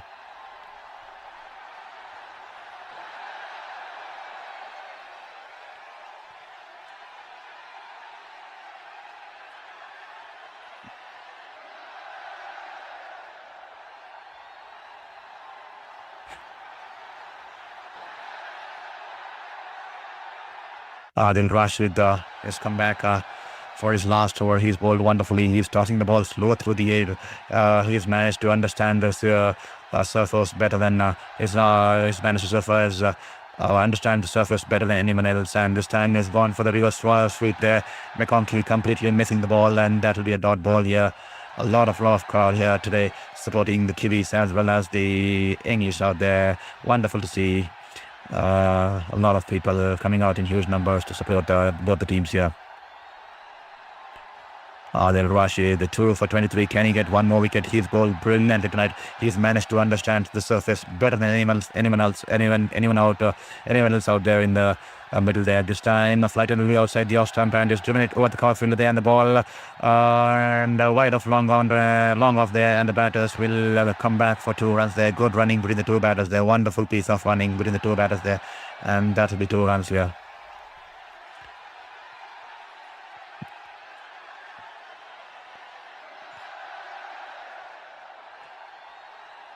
Here is Rashid, banks against shot, and the ball keeping low there, extremely low, surprising the batter there, but it's gone outside the leg stump, straying down the leg, and it will be a wide ball there.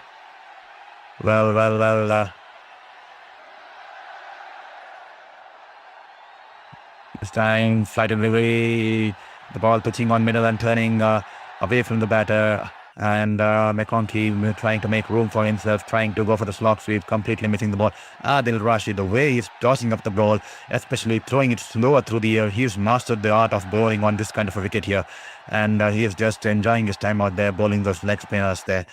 Absolutely, Mitchell Santner and McConkey watching it from the best seat in the house. They both are out there in the middle, and they will be watching it closely here, and they will be taking some key pointers here on how to bowl on this wicket here. And no wonder Mitchell Santner, the master with the ball there, he's been the world number 1 bowler. I'm not sure if he's currently the world number 1 bowler or in T20. Varun Chakravarti is the world number 1 T20 bowler. Beg your pardon there. Mitchell Santner was world number 1 all-rounder for quite some time, and he definitely is the master with that left arm spin there. This time he goes for the sweep shot there, and reverse sweep, and he's only managed to swoop it along the ground and past the point fielder there, and the ball going away towards the point, the backward point region there, and Philip Salt will cut it away, and the batters will once again come back for 2 runs here. So definitely now 190 looking difficult on the cards there. Even 180 is looking difficult on the cards there, because England have managed to pull back things, and it's just 147 for 6 and just 7 more balls left in this contest. So I think today most of us will be wrong with our predictions if I'm not wrong.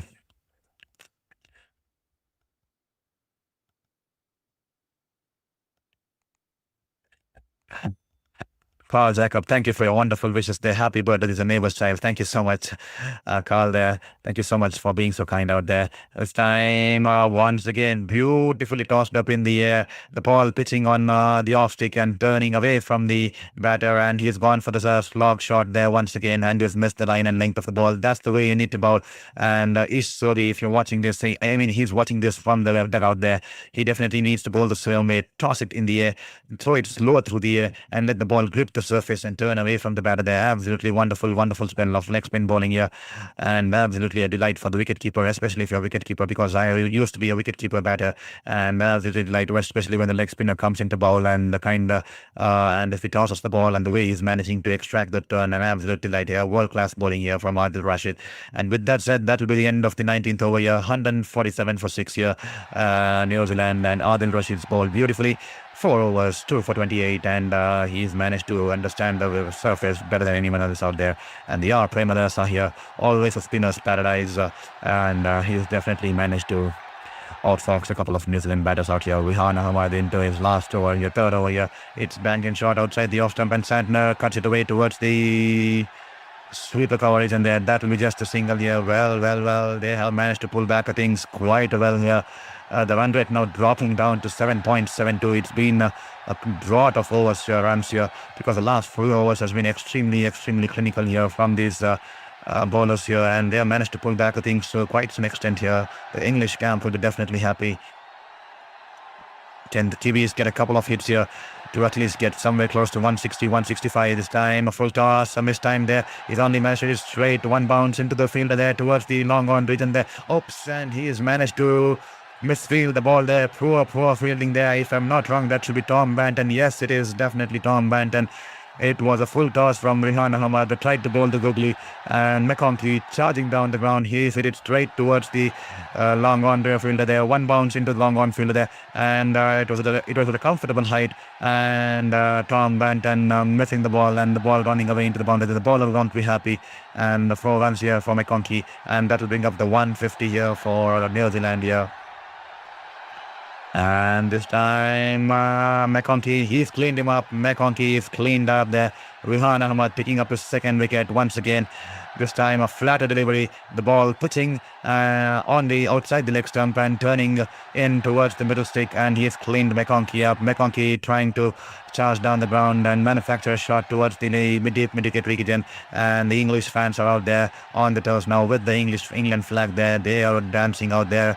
They are enjoying the moment. They are already in the semi-final, and they are happy to see the back of McConkey as Rihan Ahmad crashes into the timber of McConkey there, and that will be 152 for 7 after 19.3 overs.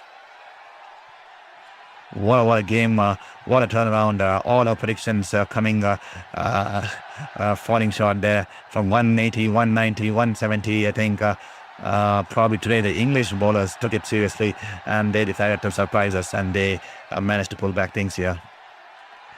And like Max Butler said that I'm hoping that with the experience bowling will limit to New Zealand to 170. I was expecting Sam Curran to bowl, but I completely forgot that it's a spinner's paradise out here at the Colombo, and definitely they're using the spinners because they brought in a lot of spinners tonight with the likes of Rihan Ahmad, Butler, Will Jacks, and Abdul Rashid, and they're utilizing it to the complete potential. I'm still concerned why they did not ensure that they complete the quota of Rihan Ahmad. He's only into his third over, and it's the last over of the innings here. Probably they should have given a full quota of overs for Rihan Ahmad too, and we'll have to wait and watch the kind of turn there. Mitchell Santner out there in the middle. He'll be keenly watching the surface, because when he comes out the ball, he is going to be the key, along with the likes of Ish Sodi and McConkey, and definitely on this wicket, spinner's paradise. 153 for 7, 19.4 overs. The run rate 7.78 here. Can Mitchell Santner get in a couple of boundaries and ensure they get close to the 164, 165 mark here? Mitchell Santner, Rihan Ahmad. Here is Rihan Ahmad running in this time. Once again, he's taken the ball away from the batter, left-hander there. Mitchell Santner tried to play the big slog sweep shot towards the long on region there, but he's missed the ball wonderfully tossed up once again, slower through the air and turning away from the batter there. Mitchell Santner in no shape this time. Mitchell Santner, last ball. And this time he's decided he will charge down the ground and will not hit against the pin. He is going to hit with the spin there. And he's just managed to punch the ball straight into the stands there. Over the long off fielder there, into the stands. 6 runs there. Wonderful shot there. Great shot here. This time he realized that it's difficult to hit it against the spin. So he has decided he'll go with the spin there. He's charged down and hit it straight. As is not trying to hit it too hard there because there was no follow through with the shot. It's just played the shot and posed for the cameras there. Wonderful punch there, timing the ball perfectly, and Mitchell Santner knows it. This is the kind of shot he needs to play on this kind of a turning wicket, and a wonderful punch, and the ball will sail into the boundary, and that will be England, New Zealand 159 for 7, and there you go. The target is going to be 160. So Carl, as we said, yeah. The Carl, so I think none of us getting the predictions right tonight here. I think I'm the closest there because I said 177. And jokes apart, New Zealand 159 for 7 after 20 overs here. And the target here for England will be 160 off 20 overs. And to all the folks who have joined us on Sports Beyond Cancer, hope you're enjoying the stream, hope you're loving this commentary. And Ryan Matthews, thank you for joining us. Good morning. How are you doing? I'm doing wonderfully well, Ryan Matthews. Thank you for asking, and hope you're doing good, and hope you're enjoying this game, and hope you're having a wonderful time out there. And definitely, it's not looking good for Pakistan, but you never know. They would be praying that Harry Brook continues his rich, red-hot form. They would be hoping that Philip Salt gets a start tonight, and they will be hoping that George Butler gets back his lost rhythm tonight, and that will do the world of wonder for Pakistan. They'll be having their fingers crossed back home in Pakistan, in Islamabad and Lahore, and they'll be keenly glued to the TV sets. No wonder this is a big game for them. And Carl Jacob, once again, thank you for a message once again. As soon as I make a prediction, things start to happen to show I don't know anything about this glorious game called cricket. Carl definitely will get it one day there. I'm pretty sure you know a lot of things about cricket, more than any of us. You're being a wonderful all throughout the time, giving a lot of wonderful inputs and wonderful pointers, and also wonderful insights in regards to different aspects of the game. But prediction is just a game out there. It's a funny game, especially this T20 format. We never know what's going to come and what's not going to come. And with that said, thank you once again to all the folks who joined in on Sports Beyond Cancer. Please hit that subscribe button there, because that will mean the world to us. And let's have a look at the scorecard there.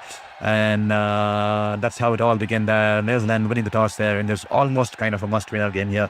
And they won the toss, and Tim Seifert and Finn Allen started off wonderfully well, with Seifert picking on 35 runs of 25 balls with a strike rate of 140, but unfortunately he was stumped as Adil Rashid bowled brilliantly once again, luring the batsman to play that kind of a shot, and he was caught on the line and he was stumped there by Butler. Finn Allen there, poor shot there. Will Jacks going on to his pads, and he's only managed to flick it towards the deep mid-wicket region there. He was dismissed for 29 of 19, and Rachin Ravindra, he was struggling a little bit, and a poor ball there from Rihan Ahmed. First ball of his spell, first ball after coming back into the side. He's bowled half tracker, and Rachin Ravindra going for the pull shot, and unluckily off the bottom edge into the hands of the deep mid-wicket fielder there. And then Mark Chapman looked good, 15 runs, but he was stumped again once again. Adil Rashid, he was enjoying his time out there. And Glenn Phillips, he was batting well, 39 of 28. He was looking to shape up towards the last 2-3 overs, because he gets extremely into his zone there in the last 2 or 3 overs, and he's almost unstoppable. But Will Jacks picking him out, bowling that wonderfully slow through the air and managing to castle his stumps out there, and he was dismissed for 39. And Darryl Mitchell struggling 3 runs of 8 balls, and Mitchell Santner with that 6 in the last, and McConkey with that 12 balls, 14 cameo there, taking New Zealand to 159 for 7 there. So that's been the story so far here in the middle. England need 160 to win, and the Pakistan will be hoping and praying that England somehow manage to get 160 no matter what. They will be watching this game, and they will be hoping that they put up a 160, and that will give them an outside chance to come and win the game tomorrow with a better run rate there. So with that said, let's have a look at the England card, bowling card. Geoffrey Archer, 3 overs, none for 24. Liam Dawson, he bowled well initially, 3 overs, 1 for 32. Sam Curran, 1 overs, none for 10. Adil Rashid, 4 overs and 2 for 28. Beautiful bowling there with an economy of 7. Will Jacks, absolutely, he's been the superstar for England in this tournament along with Sam Curran. 4 overs, 2 for 20. The absolute gem of a spell here, golden spell there, and removing the likes of Glenn Phillips in the end. Absolutely wonderful there. And Jacob Battel, 1 over 13. He was a tad expensive. And Rihan Ahmad, the 3 overs, 2 for 28. Wonderful comeback into the side here. He's been brought back into the side tonight, given the spin friendly surface here, and he's managed to deliver it for the team. And he's proven the team that their decision to bring him in this game has been the right one, and he's paid back for the faith shown by the team there. So 159 for 7 after 20 overs. And please stay tuned on Sports Beyond Cancer. As you all know, I'm going through my medical processes there. I just need to grab my lunch at the right moment to get up on medicines there. So we'll be back here with the chase. I'll just go and grab my dinner here. Stay tuned, don't go anywhere there. We'll be back on Sports Beyond Cancer. And to all the folks, please take this opportunity who haven't hit the subscribe button there, kindly hit that subscribe button there, because that will mean the world to us. So we'll be back soon on Sports Beyond Cancer. Stay tuned for the chase here.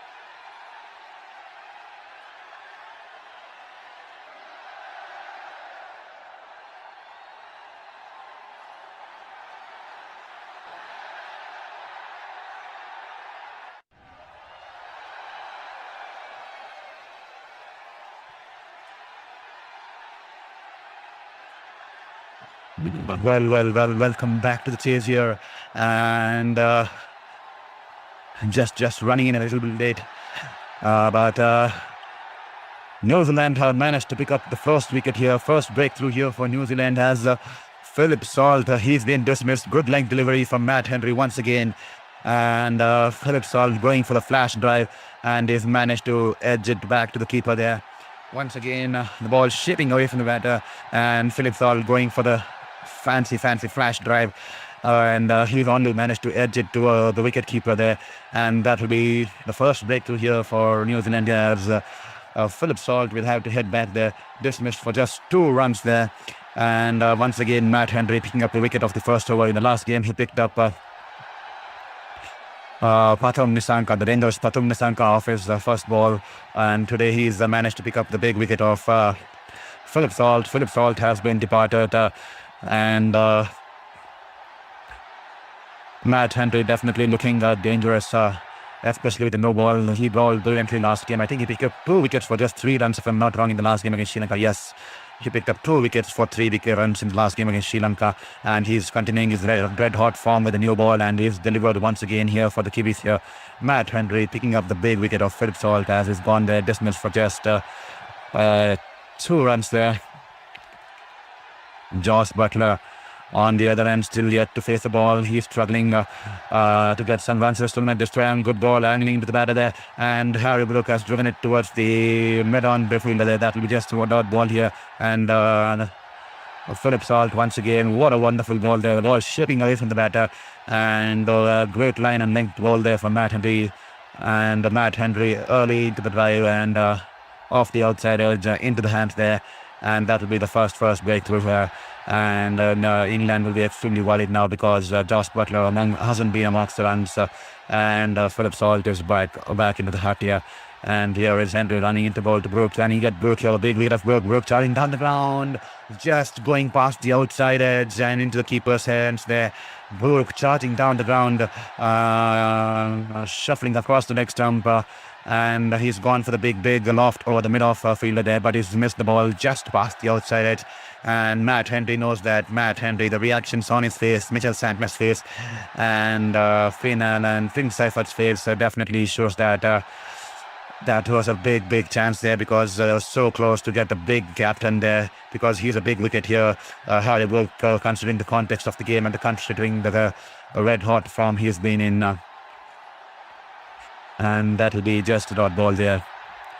And thank you, Mal Experiment. Let's go, definitely let's go, the Black Caps. So we are supporting the Black Caps tonight once again. It's been my second home, and always a big fan of the Kiwis and the kind of cricket they play, the kind of the culture they carry, and the kind of grounded they are in nature, loving the nature, loving their surfing, loving their mountains and trekkings, and absolutely enjoyed my time out there. And here is the Black Caps. A win for them tonight will secure the place in the semi-finals. Here is Lockie Ferguson. He's been throwing the ball tonight for the first time. And here is Lockie Ferguson running in.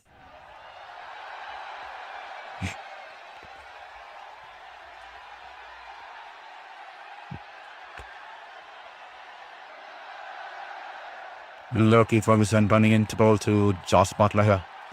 And this time banks it in short, and Josh Butler just jumping and just tapping the ball towards the backward point fielder there. That will be a dot ball there. Good ball there. The ball was rising on the batter as Josh Butler staying observant and just taps the ball there.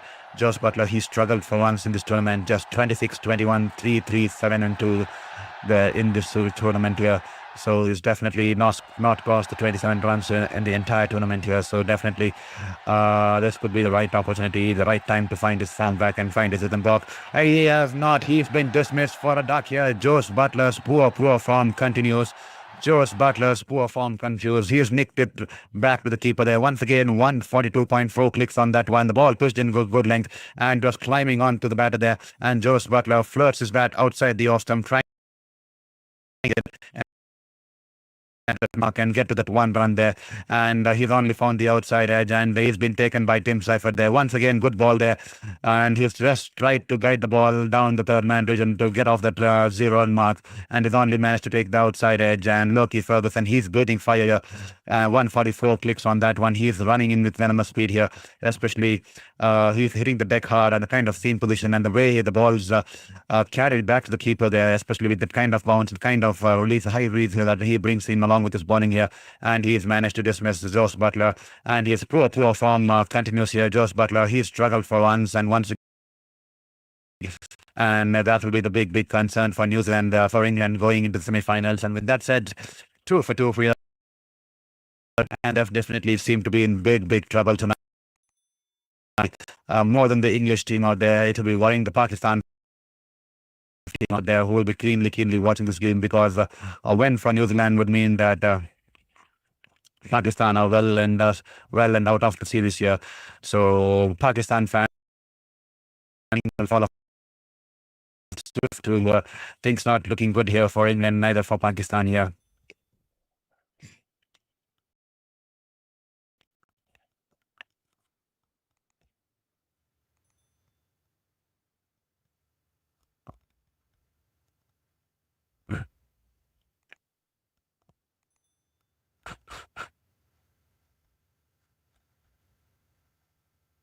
Two for two. What a turnaround in this game. This game is definitely Harry Brook. He thrives in that sort of a situation, and Harry Brook will definitely be the key here.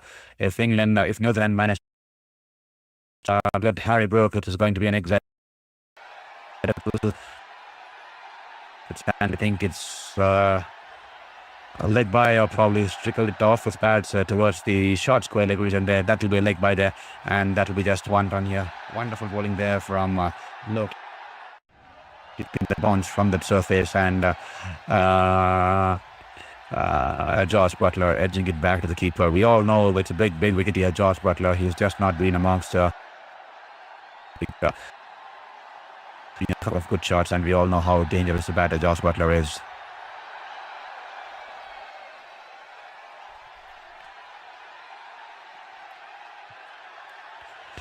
This time Harry Brook charges down the ground. Good fielding there by his solid.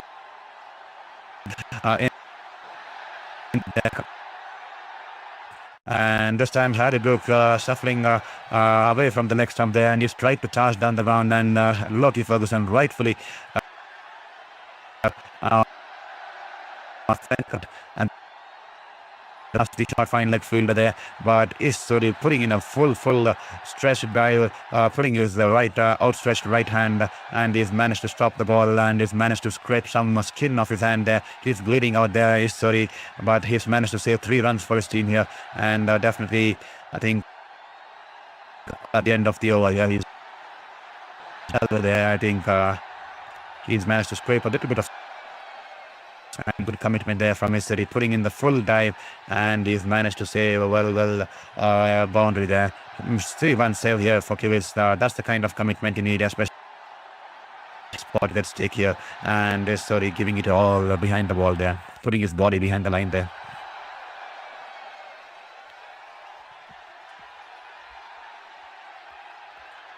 Here waves Loki Ferguson this time, once again, lucky there, good length delivery, and the ball was climbing onto the batter. Just over the stumps, and the ball runs away into the fine leg boundary there. Unlucky for the bowler there. And once again, good line and length there from Loki Ferguson, and off the inside edge, just going past the stumps and into the fine leg horizon boundary there. And that will be 8 for 2 after the end of 2 overs here. 2 lucky boundaries here. England. One lucky boundary, one lucky boundary here coming in for England, and that will be 8 for 2.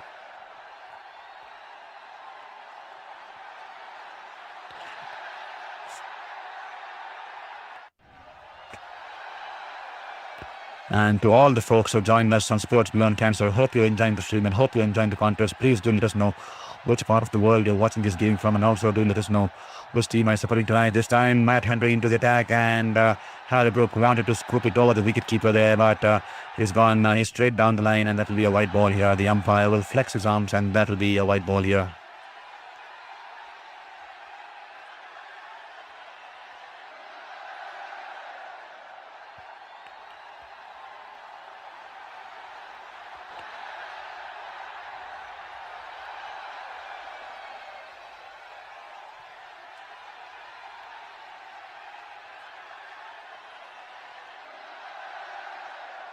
This time, good ball hanging into the batter there, and that will be dot ball here.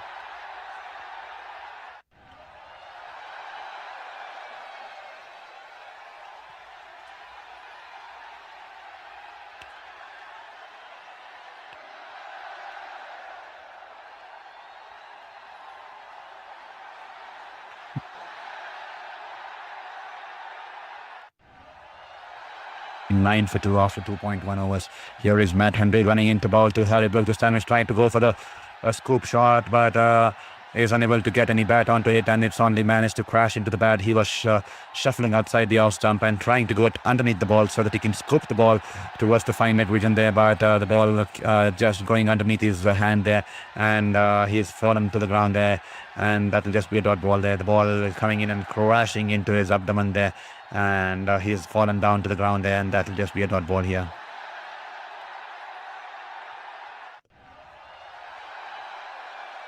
Here is Matt Henry running into ball to Harry Brook here. Matt Henry, the way he's able to swing the balls both the ways, absolutely wonderful here. This time, good length delivery once again. Shooting away from the batter, and that's just missed the outside edge here. Harry Brook living dangerously here. What a wonderful spell of bowling. 136.3 clicks on that one.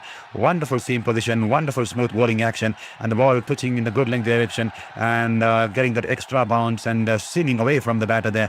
Just going past his outside edge, and Harry Brook definitely was absolutely clueless there. He was absolutely clueless, Harry Brook. The reaction on his face says it, and he's absolutely appreciating the kind of lengths and lines Matt Henry's been cranking up this evening here at the Premadasa in Colombo here. Here is Henry, good length delivery, shuffled across the off stump and is hit it towards the mid-wicket fielder there. Harry Brook wanted to go for the quick single there, but Darryl Mitchell has a shot at the stump as Bedell sends him back, and that could have been close there. No run there. Going in for a run was absolutely suicidal there from Harry Brook, but no damage done there. That will be 9 for 2. Harry Brook was interested for the run, and Darryl Mitchell quickly onto the ball and direct to it. He would have been safe there. That would have been risky if they had gone for the single there.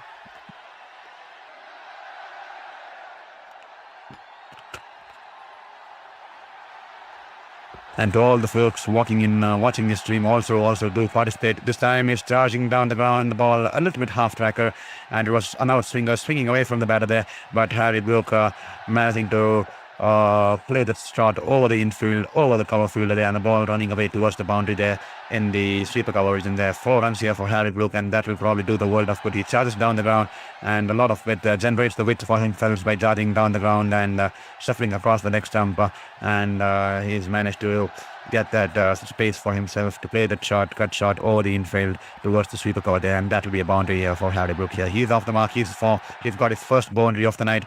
That'll do a world of good for him and his confidence here. Here is Henry. This time, Harry Brook tries to get underneath the ball and is tried to scoop the ball and is managed to hit it straight into the display screen in the deep mid-wicket region. What a shot coming off Harry Brook. He's managed to use the pace of the ball. That's a completely unconventional shot, to be honest, but he's managed to get underneath the ball, and he's managed to scoop the ball, kind of a scoop there, as he shuffles across the off stump and comes into the line of the ball, and he's managed to scoop the ball very, and the ball crashing into the display scheme behind the deep square leg region there towards the deep mid-wicket region there. Wonderful shot to end the over.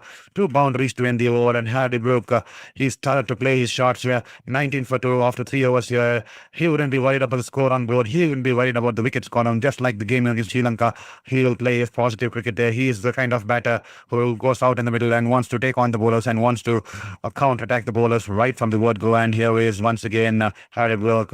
He's managed to hit a big six towards the backward square leg region there. What a wonderful shot there. Unconventional, to be honest. Not the kind of shots you would see on a regular basis, but he's managed to hit a wonderful six here. And this time, Loki Ferguson bangs it in short, and Jacob Bethel's pulled it past the bowler, and it will go past the mid-on fielder there, and it will run away into the boundary there. 3 consecutive boundaries here for England here, a 4, a 6, and a 4 here. There's a suddenly shift of gears here. Is this the time that England will take away the game here? Because power play will be the key for both the teams, and New Zealand have managed to take 2 wickets here, and England now counter-attacking New Zealand here.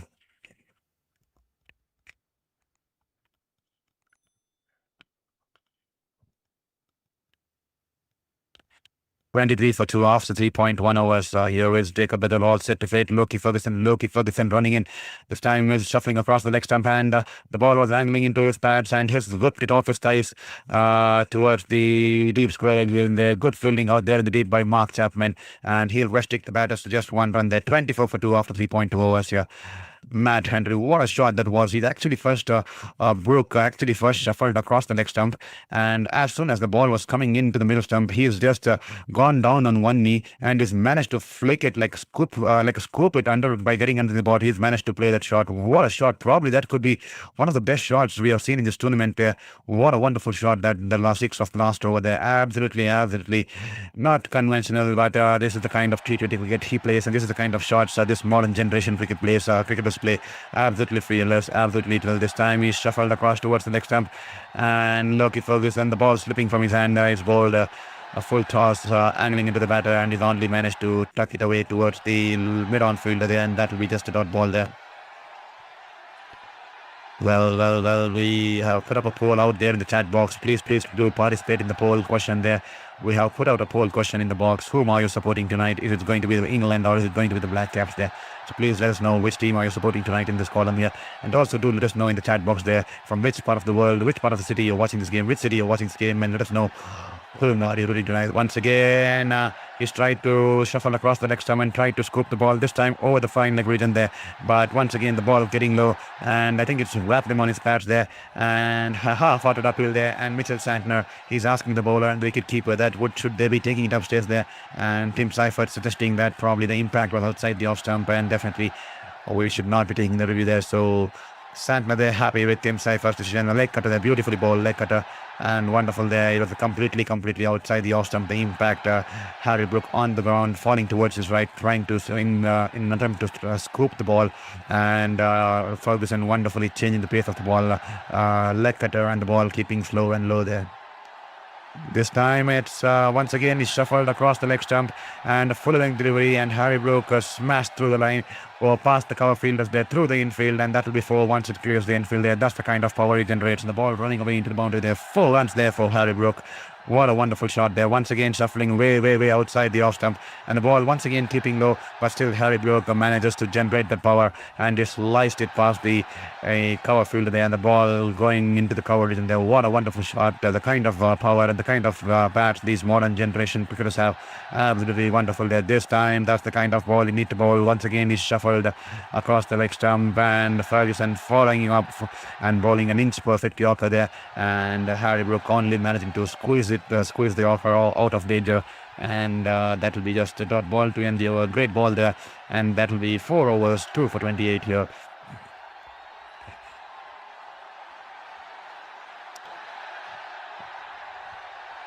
Well, please do let us know in the chat box there who do you think is going to win tonight, and which city you're watching the stream from. It's going to get exciting.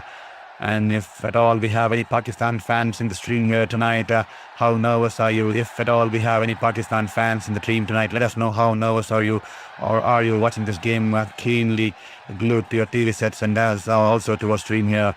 This is going to be a good big day, big game here for New Zealand as well as for the Pakistan cricket team and the Pakistan fans across the globe, because a win here for England will keep them in the hunt, but a win here for New Zealand will definitely mean curtains to the Pakistan's chances to make it to the semi-finals there.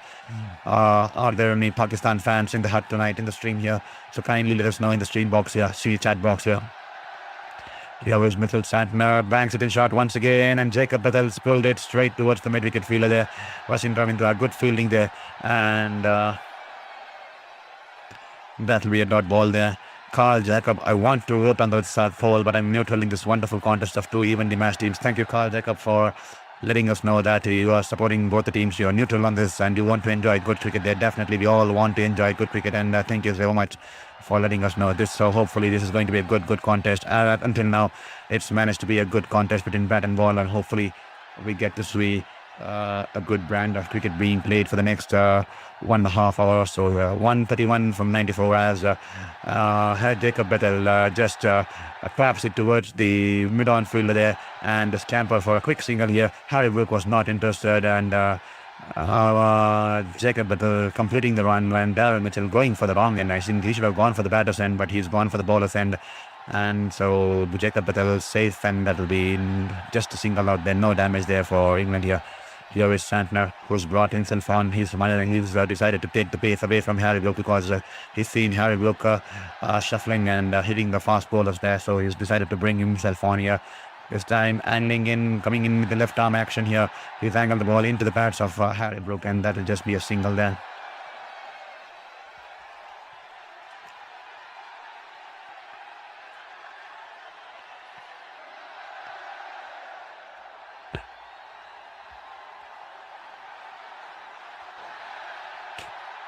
Here is Bethel as he charges down to Santner once again. Santner, he's a clever campaigner. He tosses it slow through the air and shortens the length of the ball, and Jacob Bethel had to adjust his stride, and he's just managed to defend the ball back to the bowler there. Wonderful bowling there. Smart cricket by both the players there. Here is Santner running into ball to Bethel here. This time flighted away, turning, and he's gone for the sweep shot there. I think it's just managed to hit his glove and crash into the helmet, if I'm not wrong. We have to wait and watch there, but that'll be a dot ball. No damage done there. Mitchell Santner, he's learned from the first innings. He is tossing the ball slower through the air. There you go.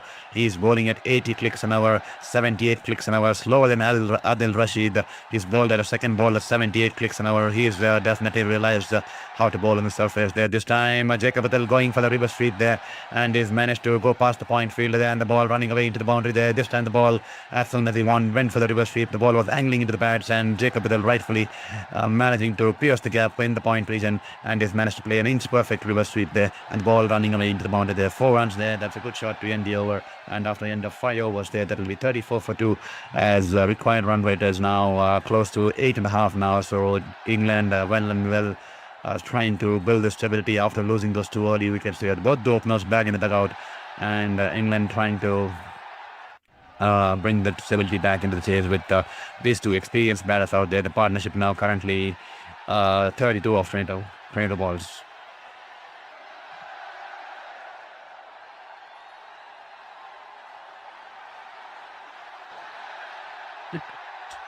Yeah.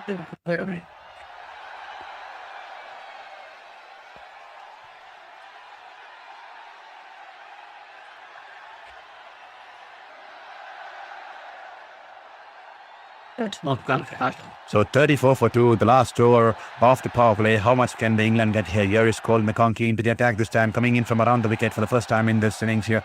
And he's straight down the leg onto the pads, and he's tucked away towards the deep fine leg region there. And the batters will cross over for 2 runs there. James Nation is out there on the field in the deep square leg region there. I think he's coming as a substitute because Sri was injured during that fielding. He's managed to scrape his hand, and I saw blood was oozing out of his elbow there.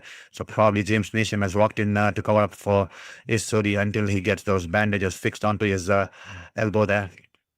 Here is McConkey once again, bang it shot outside the leg stump, and he's tucked it away towards the deep square leg fielder once again, and good running between the 2 batters there. As before James Nation could throw the ball, Harry Brook is back for 2 runs there. Clever batting there, and running, picking the gaps and running hard, especially the first one, making it easy for the batters to come back easily for the second run here.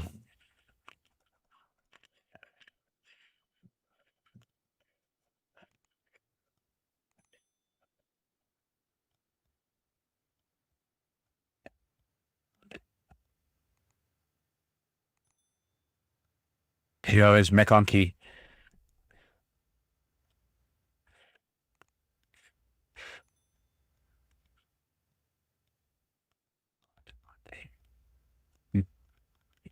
Here is McConkey once again. Harry Brook going for the reverse sweep. And just falling short of the field there. Good fielding there by Matt Henry at the short third man region. He had to dive towards his left, and he's managed to take the ball on the bounce there. Wonderful fielding there. The ball was, I think, traveling away from him here. It was going with a great amount of speed, and he's managed to just falling short. Otherwise, that would have been a great catch there. Wonderful fielding. He's managed to save 4 runs for the Kiwis there. Absolutely gold here. This time McConkey bangs it in short and coming in from around the wicket, and he's managed to rock back, and he's managed to just loft it over the infield, over the cover fielders there, and a couple of bounces as the ball runs away into the boundary there, and that will be a boundary here. And they're realizing that this is the last over of power play. They will have to pile up as much runs as possible here, and this time it's a half tracker, and Harry Brook happily accepting it and did not try to hit the ball too hard, going inside out and just lofting it over the cover field, and the ball running away into the boundary there. This time, once again, he's rocked back and he's tried to drive it past the fielder there, wide off, mid off, but Rachin Ravindra running towards his left, and he's managed to restrict the batter. So just 1 run there, 1 run here. Thank you, Game Over 1A, for your message. I don't like cricket. Okay, I love it. Okay, thank you so much there. For 1 second, I was surprised that I thought, well, after watching this game, you started to dislike cricket, or I was just confused there, because suddenly coming out of you that I don't like cricket, and I realized the sarcasm behind it. I don't like cricket. I love cricket. Definitely. We all love cricket. We all still love good cricket out there. This time, banged in shot outside the off stump, and he's managed to pierce the gap here. This time, Jacob, but the ball going past the diving fielder there in the cover region there, and it's running away into the boundary there towards the sweeper cover region there, and that will be 4 runs here. A good over here for England here. 13 runs coming off this over, the last over of the power play. 13 runs coming off it, and that will be a good end to the power play, as well as England raced to 47 for 2 after the initial 2 wickets. They have managed to put up 45 runs of the next 28 balls. A wonderful partnership building out there, and England 47 for 2 after the end of 6 overs here, and that will be the drinks break of this second of this innings here. First drinks break of this innings here. Harry Brook batting on 24 of 19 and Jacob Patel of 18 of 11, and a partnership building of 45 of 28 balls here. England requiring 113 of 84 balls, and that's been the story so far. To all the folks who just joined us, England chasing the target of 160, 47 for 2, and they started very vulnerably, actually, because 2 wickets fell within a matter of no time. Both openers dismissed, with Phil Salt being dismissed for just 2 runs of 4 balls. Scott Buttinside for Bill, Matt Henry, and Josh Butler then dismissed by Scott Buttinside for Bill, Loki Ferguson for a big duck there.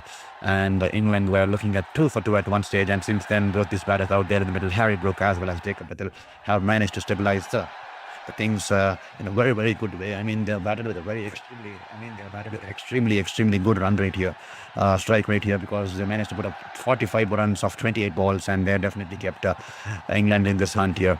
And for New Zealand, great bowling there from Matt Henry, but he was taken apart with those couple of shots by unconventional shots played by Harry Brook, but Loki Ferguson picking up the wicket, and Santner bowling that good over here, but this time McConkey a little bit expensive, probably bowling it a little bit too short there. He will have to adjust his lines, and we are not sure when Sodhi's going to be back on the field, because he's managed to scrape his hand going in for the fielding to save that 4 runs. So we saw blood oozing out of his hand. Hopefully he'll just tape it up and he should be back in action there, because I'm definitely banking on the leg spinner, especially watching how the English leg spinners bowl tonight.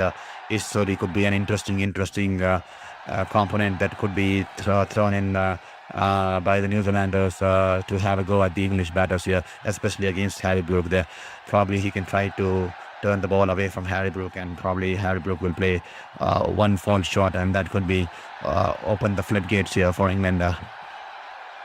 Pakistan, on the other hand, would be watching this game as clean as possible, glued to the TV sets all across the globe, glued to the live scoring platforms all across the globe, and the Pakistan cricket team would be probably watching it together in the hotel room there tonight, because this is a big game for them. A win for England will keep them in the hunt. A win for New Zealand will mean that they will be eliminated from this tournament with the game in hand there.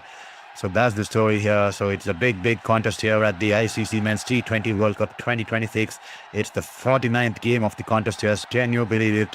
It's the 49th game. We are 49 games through into this tournament here. And what a tournament it has been. Absolute spectacle across the globe, across the globe here, right from the start, with Pakistan managing to narrowly win that game by 3 runs against Netherlands, and Nepal almost trying to go on and defeat England there, and then Italy defeating Nepal by 10 wickets and 8 overs to spare, and then Australia and Sri Lanka, both of them defeating Sri Lanka. And what a turnaround. Australia being eliminated in the group stage with them still having a game in hand. Absolutely, lot of stories. This World Cup has been nothing short of a drama here. It's been absolutely dramatic. A lot of potential, a lot of talent, and a lot of stories that will be written on the charts. A lot of records will be written on the charts here. And there you go. Mitchell Santner is back on the field, and that will be a single of the first ball here. Yeah, Santner into second, and wonderfully tossed up in the air. Jacob Bethel drawn in to play the shot, and the ball turning into him on the bats there. That will just be a dot ball here.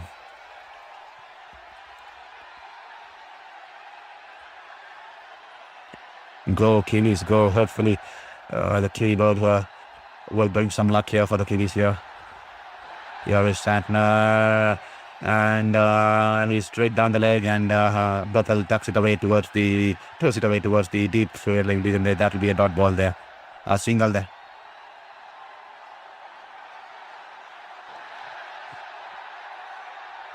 Game over 1-0 once again. Thank you for your message there. New Zealand needs to take out these two batsmen as soon as possible, or they're going to have a trouble. Definitely, completely agree with you that no second thoughts on that. These two will be extremely key. And great fielding there from Mitchell Santner. Harry Brook wonderfully angled there. Mitchell Santner into the batter, and he's tried to drive it past the bowler towards the right. And Mitchell Santner putting in a full-fledged dive, coming in from behind Jacob Bethel, the non-strikers, and he's managed to stop the batter from restrict the batters for taking that single run. And wonderful commitment there from the captain, and no wonder it brings in applause from the team members. Their kind of energy you need on the field there, leading there by example here. Mitchell Santner, wonderful ball there once again, throwing it slower through the air, and they managed to defend it back to the bowler in, and rightfully trying to just play off Santner here, take those singles. They're not trying to play those big shots against Santner. They're happy to take those singles and see how fast it is Santner. This time Harry Brook, he's gone for the sweep shot as the ball is angled into his pads. He swept it all along the ground towards Sachin Ravindra in the deep square leg vision there. That will be just one run here, and a great over here from Santner. He's bowling wonderfully, 2 overs. And he's just given away, if I'm not wrong, he's given away just 8 runs there. Just 3 runs coming off this over, and England 50 for 2 here. The required run rate now climbing closer to 8.5. Beg your pardon, to be exact. We need to check there at 8.46 to be exact. The required run rate. And they require 110 runs in 78 balls. To all the folks who are joined in and are watching our stream and are loving our stream, this is Saurav Vittimurthy, a former sports journalist who worked as 4 years as a journalist in India and 4 years as a journalist in New Zealand. They're covering the major leagues like Tokyo Olympics and the New Zealand leagues and the rugby leagues and the Indian Premier Leagues and a lot of tournaments and global tournaments as well as the grassroots tournaments. But while I was in New Zealand, the 5th cancer struck me, and I had to return home for 2.5 years. And after 2.5 years, I was battling between life and death there. But now that I've entered remission and as I'm out of danger, I just managed to start this channel, Sports Beyond Cancer here. So that's the reason we are just on the learning curve, and everything is extremely new to me. So please be kind enough, because every single day we are learning. And this time, Glenn Phillips, he's done the trick here for New Zealand. Glenn Phillips, Harry Brook will be kicking himself.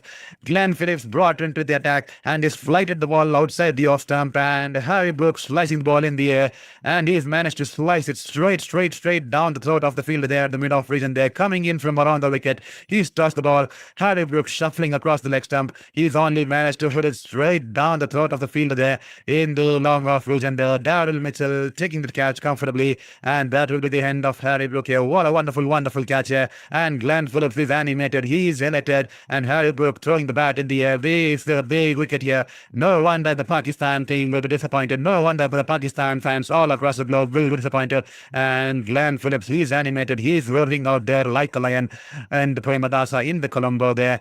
Glenn Phillips, beg your pardon there. Glenn Phillips doing the trick here. Wonderful change of bowling here from Mitchell Santner, and Harry Brook falling for it, slower through the air and angling into the stumps, and Harry Brook shuffling across the leg stump, tries to clear the long off field. They're only managing to hit it straight down the throat of the long off field there, and that's a big wicket. We all know it, don't you? What a big wicket it is, because he's been in that kind of a form. He's been in that kind of a form, and Harry Brook will have to go back to the den here. He's been dismissed 50 for 3 after 7.1 overs. So what a big wicket that was. Glenn Phillips, he's always had the golden arm. I mean, he's a wicket keeper. He's a wicket keeper, but since he's been put out on the field generally from the past few years, because the kind of off spins, an extra option that he gives, he is always on the field, and the way he fields on the field as a fielder, he keeps pulling out those stunners there, just like a wicket keeper who keeps diving around the ground and pulling those stunners here. And now he's done the trick once again with his golden arm, and he's managed to dismiss the big wicket of Harry Brook, who was looking extremely dangerous. Harry Brook has been dismissed.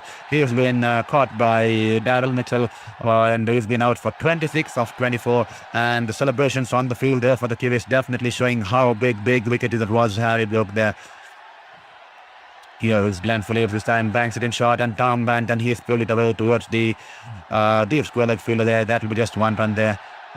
Game over. Max Butler, I think Butler needs a spell at 3 or number 4, not currently working at number 2. Max Butler, definitely, I think Butler would need a spell at number 2 or number 4, number 3 or number 4. But sometimes what happens is when you come in as an opener batsman, and when the team pushes you to the number 2 or number 3, it actually feels like they are denoting you because they have lost trust in you, and the England camp giving him as much opportunities as possible at the top because they want to bring that rhythm and faith back into him. And definitely, I think that could be the case why they are seeing him at number 1 and sending him because they want to back him despite his bad times there. They're just waiting for one kind of an innings where he gets that rhythm back there, because sometimes as a batter I personally faced when they demote me down the order, I start doubting myself. I start thinking that am I not fit enough? Am I not good enough to be at that spot there? But definitely that could be tried out. Absolutely wonderful solution there. Probably he needs the time off from the new ball and take some time in and then come in with a fresh mindset, with the fresh role clarity there. This time Phillips on the bats, and Banton swoops it wonderfully there. One bounce into the boundary there towards the deep mid wicket, and there, wonderful shot there.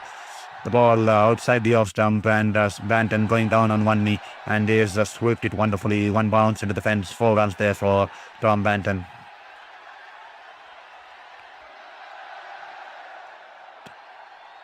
.56 for 3, 7.5 overs.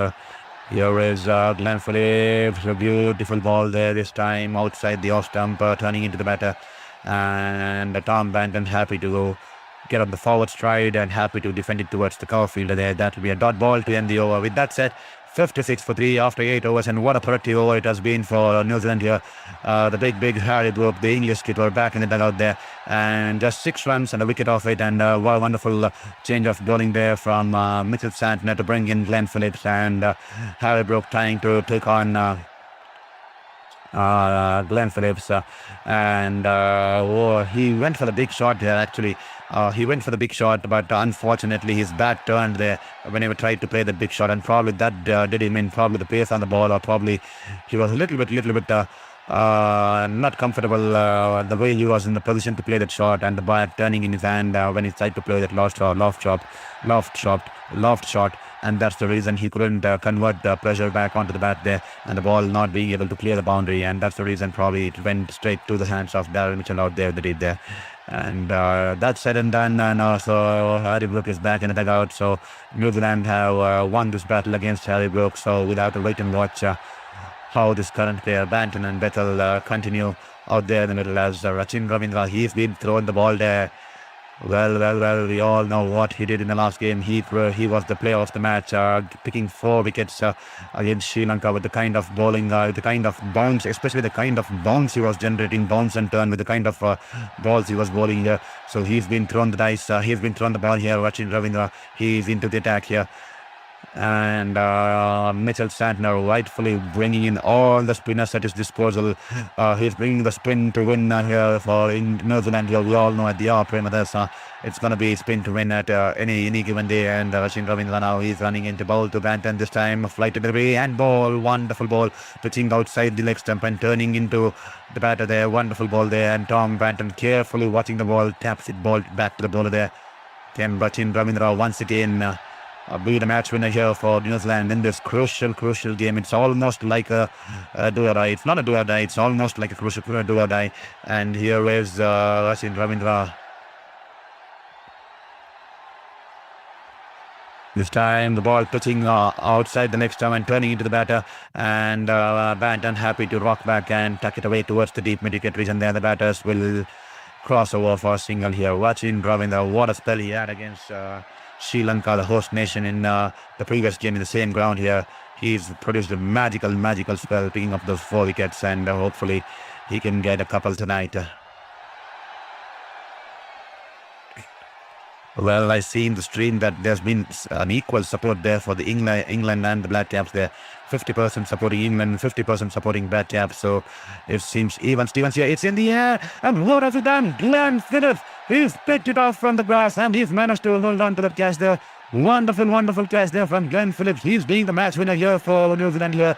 Rachin Ravindra bowling it short and Jacob Battle going for the full shot there, and Glenn Phillips running in from the deep. He put in a lot of yards to come towards the ball, and even then the ball was dying on him, and Glenn Phillips puts in a full stretch dive and he's managed to pick the ball from just before it hit the grass there, and he's managed to pick the ball there, and he's held it with conviction, and Jacob Battle will have to go back there. Glenn Phillips like a tiger there, flying and jumping ahead of him, and he's managed to pick the ball within just fractions before it could hit the ground there.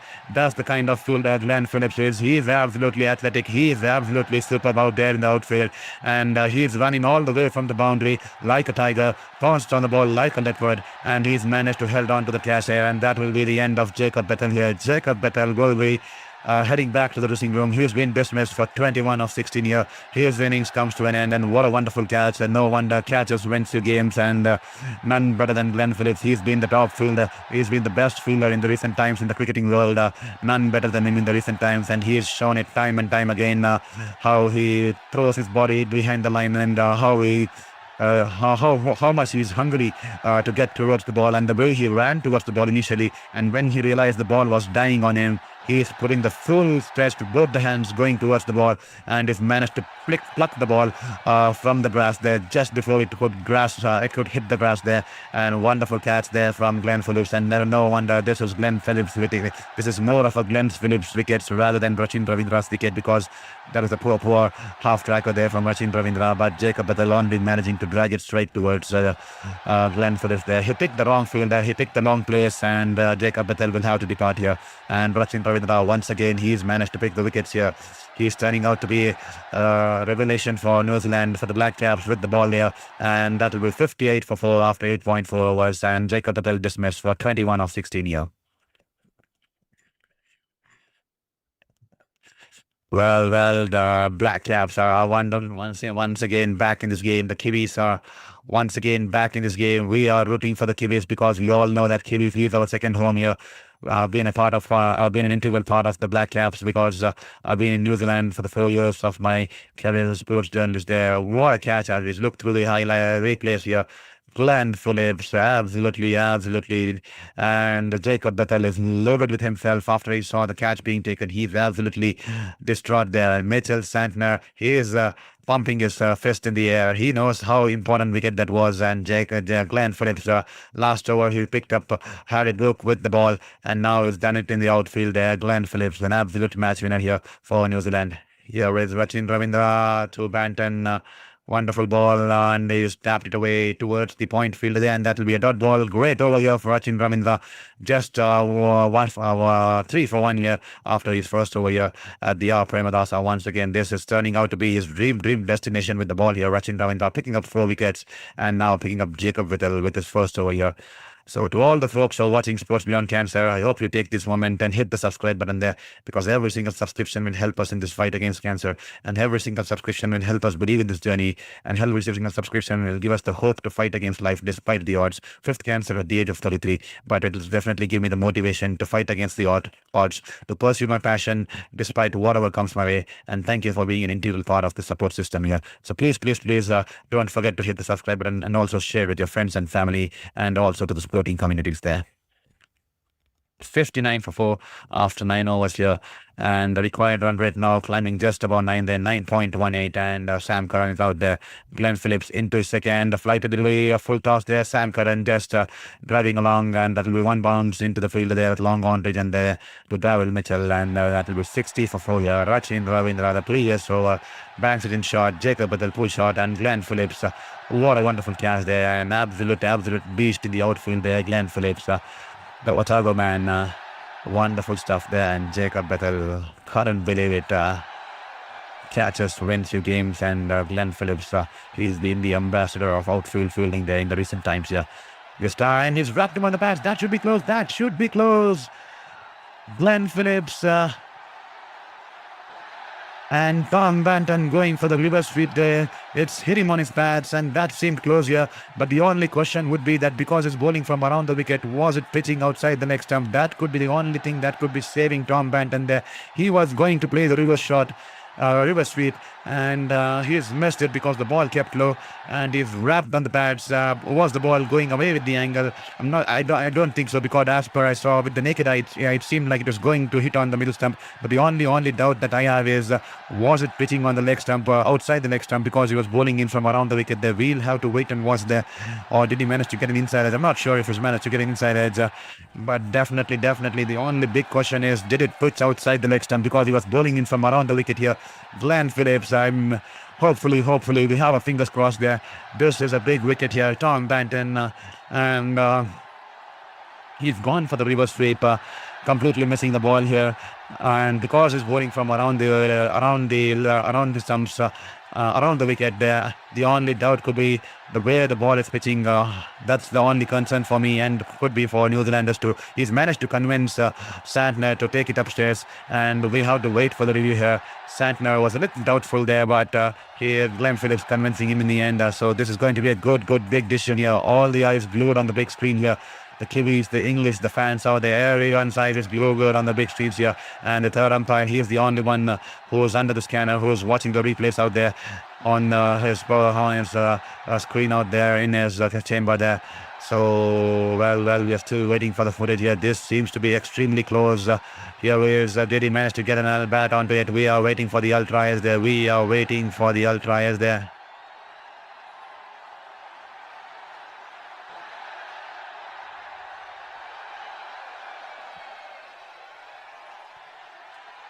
Well, there seems to be some confusion there with the ultra. There seems to be a spike, but I think the spike saw.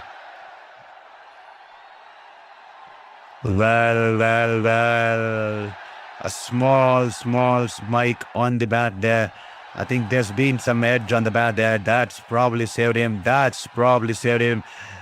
feather of an edge there from Tom Banton in the process of the reverse sweep, and that's probably saved him, and that will be just a big whip trial there, a minute feather of an edge, and that will be single run there.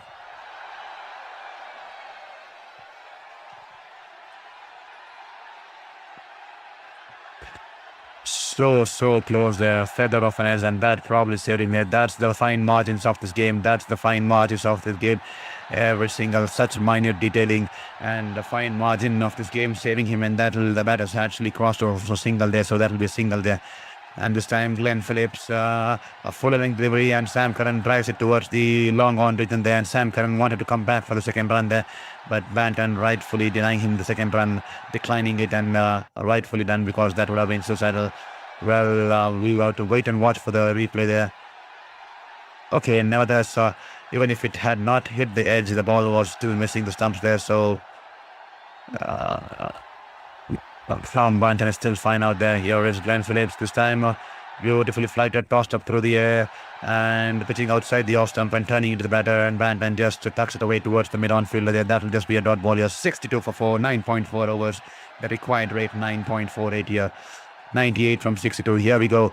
Glenn Phillips running in this time from around the wicket, coming into Banton here, and he's charged down the ground, but the ball climbing onto the batter there, just that odd bounce, and he's tapped it back to the bowler there. Great spell of bowling here from Glenn Phillips. He's managed to bowl wonderfully.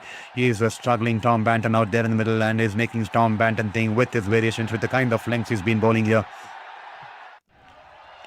Here is Glenn Phillips. So this time he's gone for the sweep shot, shuffles across the offside, and he's gone for the sweep shot. The ball running away towards the deep fine leg boundary there, but Ferguson running in towards his right from deep square leg managed to get to the ball, and he'll restrict the batters to 2 runs here, and 5 runs coming off Glenn Phillips second, and 63 for 4 after 9.4 overs. And to all the folks who are watching Sports Beyond Cancer, I hope you're enjoying the stream. This is Saurav Guttamurthy, a former sports journalist who's currently batting.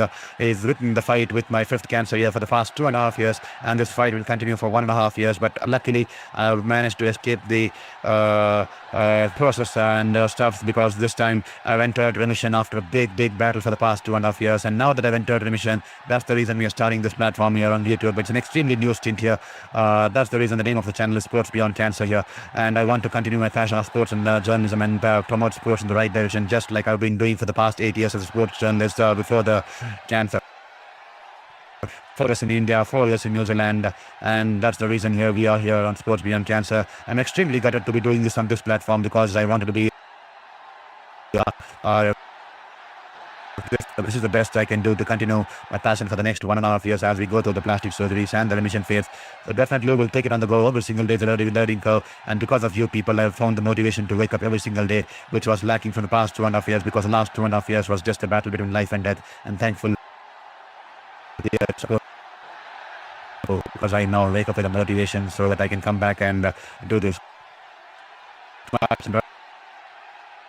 And there's hit it back towards the pillar. That will just be a dot ball here.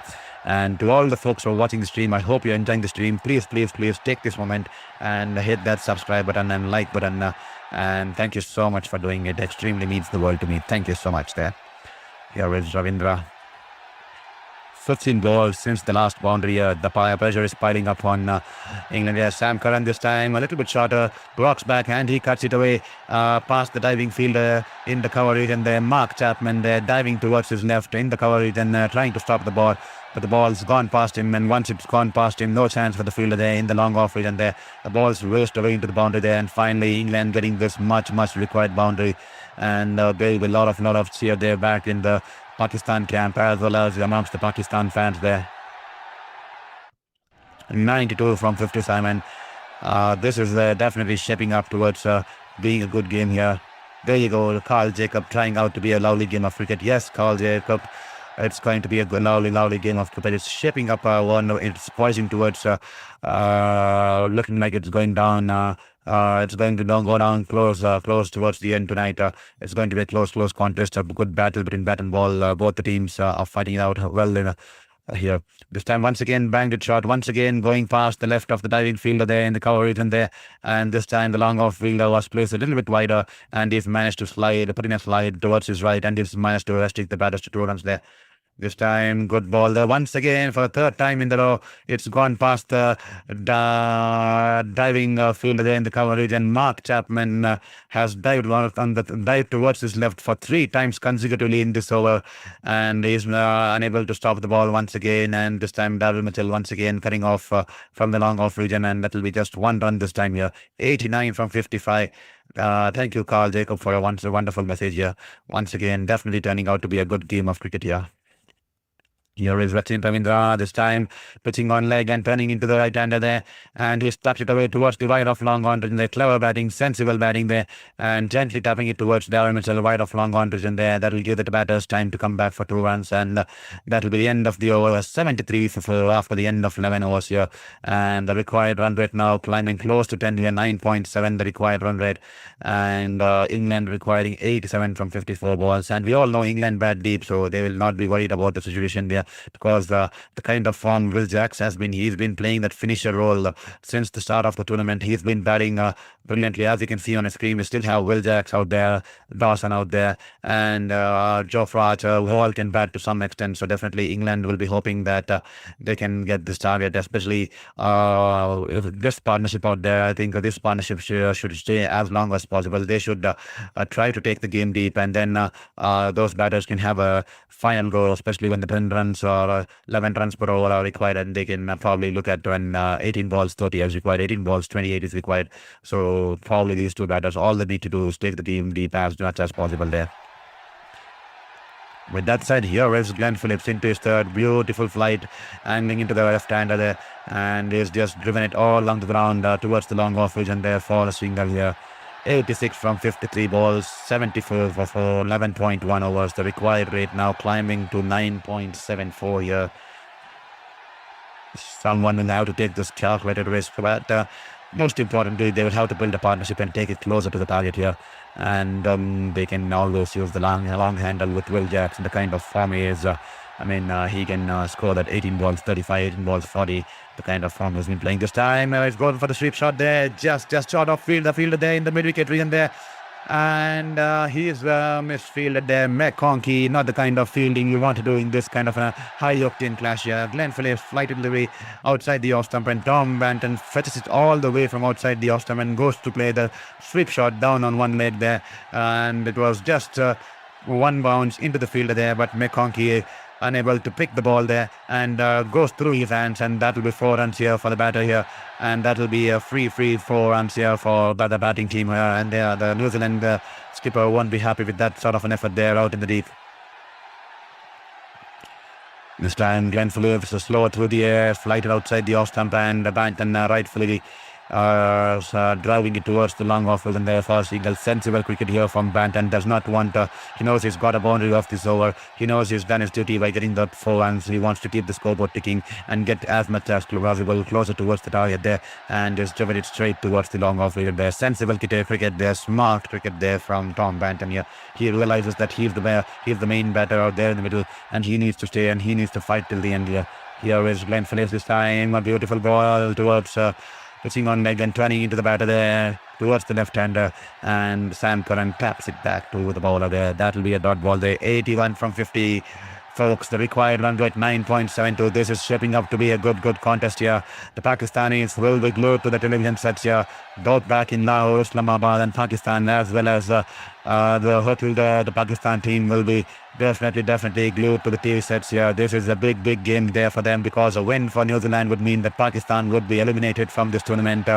So definitely they will be eagerly praying with the finger crossed that England go on to win this game, and that will give them an outside chance to defeat Sri Lanka by a better net run rate compared to New Zealand, and so they climb back to the second position there, and that will make a case for them to get into the semi-finals there. 80 required of 49. Here is Glenn Phillips here. He starts down the ground. He's trying to smash it past the bowler there. Glenn Phillips, he's put his left hand out. That would have stung his hand there. And despite him putting his left hand out, the balls deflected off his hands, but still managed to go past him into the boundary there. 4 runs there.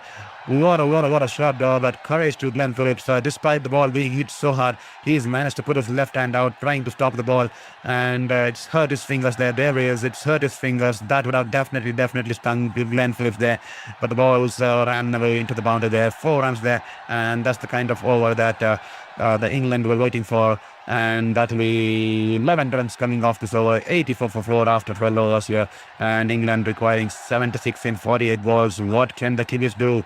The Kiwis definitely need to pick up a couple of wickets here. The wicket here at this stage, at this juncture, is extremely critical here.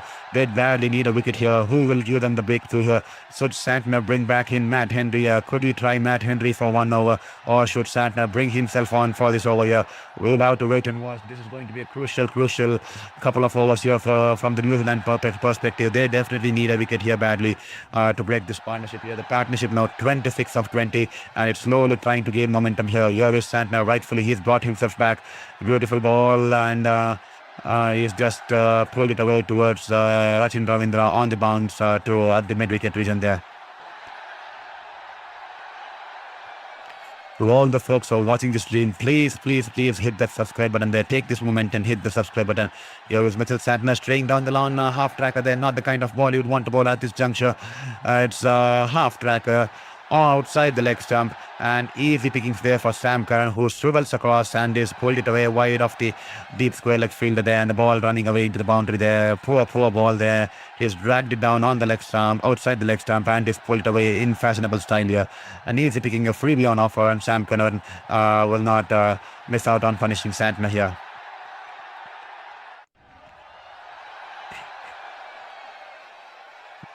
Go New Zealand, go. Come on, New Zealand. We need a wicket here. This time a flight delivery outside the off stump. Just going past the outside edge of Sam Curran.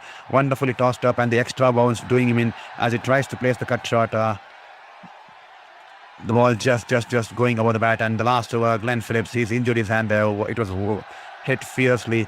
It would have stung his hands there. But he seems to be fine. It's out there in the outfield. He has not left the field there. This time beautifully bowled, angled into the batter. He's driven it straight towards the cover fielder there.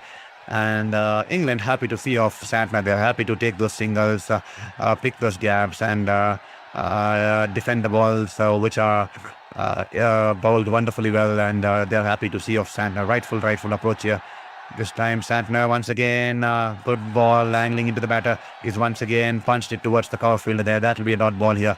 So they're trying to see off Santner. They're not trying to take on Santner because they know this bloke is bowling wonderfully well out there. And you all know that he's forcing the batters to play those fall shots, and they're not falling for the bait here. So England are being sensible out there, trying to just play it simple out there to Santner. Here is Santner running into foul to... this time it's banged in shot, and this time it's pulled it. That is just one bounce to Glenn Phillips there. Almost falling for the bait here. Sam Curran, it was banged in shot, turning into the batter. He's gone for the pull shot there. And Glenn Phillips out there, the deep mid-wicket. This time he was charging into the ball, but just one bounce into Glenn Phillips. That will be one run to end the over. 89 for 4 after the end of 13 overs here. England as they chase 160 out here in the Premadasa Stadium here in Colombo. To all the folks who just joined in, was just joined in on Sports Beyond Cancer, hope you're enjoying the stream. New Zealand earlier this evening won the toss and opted to bat, and then they were in some initial trouble there with both openers. Putting up some good runs, beg your pardon there. New Zealand openers, both the openers putting up some good runs at the start, and then Glenn Phillips scoring that 39, and McConkey scoring that 14 cameo, and Mark Chapman with a cameo of 15 there. They managed to somehow get to 159. At one stage, they were looking like they would get close to 180 or 190, but good bowling there from the likes of Will Jacks, 4 overs, 2 for 23, and Rihan Ahmed, 2 for 28, and Adil Rashid, 2 for 28. And they managed to restrict New Zealand to 157 there, 159 there, and return England. They lost both the openers within a span of no time there. This time it's banged in short, not the kind of start you would want your leg spinner to have. He's been thrown the ball for the first time in this innings, if I'm not wrong, and he's banged it in with the half tracker, an absolute loosener here. And Sam Curran rocks back, and he's pulled it away over the deep, over the cow corner region there, wide of long on region there. 6 runs there coming off Sam Curran's bat there. Poor ball to start off, an absolute freebie, absolute loosener there. First ball into his spell, and he's been smashed there. And that will do the world of good here for England here. The Pakistan boys will be watching it cleanly. They would be happy. This time banged in shot outside the off stump. He's pulled it away back to the bowler there. That will just be a dot ball here. Well, this contest is getting exciting. I'm myself feeling a little bit nervy about the situation here. Imagine the likes of being a Pakistan fan or a Pakistan cricket team member here, because they would be keenly sweating it out there, watching this kind of a game here, because they need England to win at any cost here tonight. And they would be extremely nervous, sitting on the edges of the seat there. 95 for 4, 13.2 overs, 65 required from 40. This is shaping out wonderfully. Can Isori get a breakthrough here? Much required breakthrough care. If Isori running into ball to Sam Curran, wonderful ball, flighted and turning away from the left-hander. Great ball there. It's ball the googly, the ball turning away. And that will be a dot ball here. 65 from 39. This is getting to be... Yes, Carl Jacob rightfully said England easing slightly ahead. Definitely England are slightly ahead considering the situation here. This time banked in shot. Once again, he's gone for the pull shot here. Once again, that's a poor ball. But this time, the long on fielder has been kept a little bit wider there. And that will be one bounce towards Darryl Mitchell there. And he's managed to stop the ball. And he's really got rid of the ball as early as possible. Poor throw, but he's got rid of the ball as early as possible. And that will restrict the batters to just one run here. Oh, God, this is going to be an exciting contest here. And to all the folks who are logged in, thank you for being on Sports Beyond Cancer. Hope you hit the subscribe button there. Every single subscription will mean the world to us. So please hit that subscribe button there. Here is Sodi. He's running into ball to Tom Banton here. Can he get to Tom Banton here? Tom Banton is batting on 20 of 15 and Sam Curran 24 of 21. The partnership slowly building off to 38 of 30. He suffers across the leg stump and he's bowled a flipper there. A quicker one, darted into his pads and he's only managed to chop it towards the cover fielder there. That will just be a dot ball here. 64 required of 37. Can the Kiwis make a comeback here? Will Pakistan be celebrating England's win tonight? We have to wait and watch. The next half an hour is going to be extremely crucial. So please stay tuned on Sports Beyond Cancer because we'll be bringing on the coverage here for the next few minutes, for the next hour or so on this channel here. So please don't forget to hit the bell icon because that will give you all the notifications from our channel, and also hit the subscribe button there. This time beautifully ball, but straying down the leg, and Sam Curran scampering for a quick single there, and he'll manage to take the single there, and that will be the end of the over. 8 runs coming off this over, and England 97 for 4 after 14, and that will be the second and the final drinks break off this game here. Second and drinks break off this innings here. So 97 for 4 after 14 overs. The partnership now building 39 from 32 balls, and the required run rate, even though it's climbing to 10.5 runs an over, it's definitely looking England having an upper hand here, as rightfully put out there by Carl Jacob here. And emotions are running high back home in New Zealand as well as in Pakistan here. I think it's a lot of my friends from New Zealand are just dropping me text here because they are watching this game keenly there from back home from New Zealand there. And I think the time is somewhere close to midnight or early morning there in New Zealand, and they have stayed awake all the night to ensure and watch this contest here. Yes, it's 5:24 a.m. there in New Zealand, 5:24 a.m. back there in New Zealand, and they will be keenly watching this game because this is kind of a do or die game for them. Otherwise, they'll have to leave the fate to the hands of Pakistan tomorrow. If they lose tonight, they'll have to wait and watch if Pakistan manage to win tomorrow, and if they win, if they try to win by a better run rate compared to New Zealand there. So definitely a lot of Kiwis watching this game keenly back home from New Zealand. And no wonder a lot of Pakistan fans and all the Pakistan cricket team will be keenly glued to the TV sets tonight. The Pakistan team will be glued from the TV sets in Sri Lanka, and then the Pakistan fans all across the globe, and Lahore, Karachi, and Rawalpindi will be watching this game keenly because they will be having their fingers crossed right since the game started tonight, because they only way they can qualify is they need England to win tonight, and then they come out tomorrow and win with a better net run rate compared to New Zealand tomorrow against Sri Lanka. So with that said, 97 for 4 after 14 overs, and still Will Jacks is still in the house, so England can still take those blow those risky shots, and we'll have to wait and watch how things go ahead. And to all the folks who have joined us on Sports Beyond Cancer, hope you're enjoying the stream. Kindly do let us know in the chat box from which city you're watching the stream, and also a word of feedback would be wonderful. If you could give a feedback on this channel, that would mean the world to me, because it will give me an opportunity to work on myself, to improve myself, and also take back something for myself from this stream here. So thank you so much for being a part of the stream tonight, and hope you're enjoying the game and hope you're enjoying the stream. As we are into this drinks break, take this moment, a couple of seconds, to hit that subscribe button there.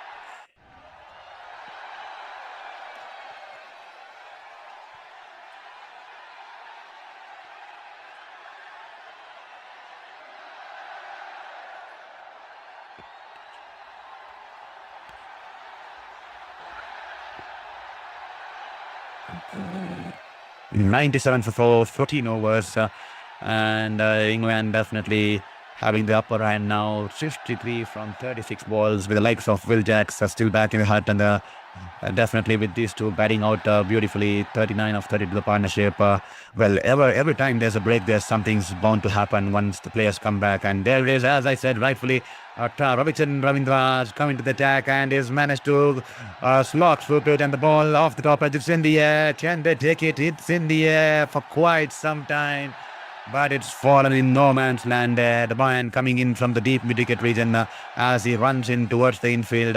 The ball's just a couple of yards short there. Mark Chapman, a wonderful ball here from Rachin Ravindra, and he's gone for the big slog sweep off the top edge. The ball going high in the air, but luckily falling in the no man's land there. This time Rachin Ravindra banks it in short, and beautiful fielding there from Michan Santner towards his less dominant hand. He puts in a dive towards his right side and probably stopping 4 runs there, saving 3 runs there because the batters camp over a quick single there in the cover region there. Great fielding there from Santner, putting his body behind his line, diving towards his less dominant hand, and he's managed to save 3 runs here for the Kiwis here.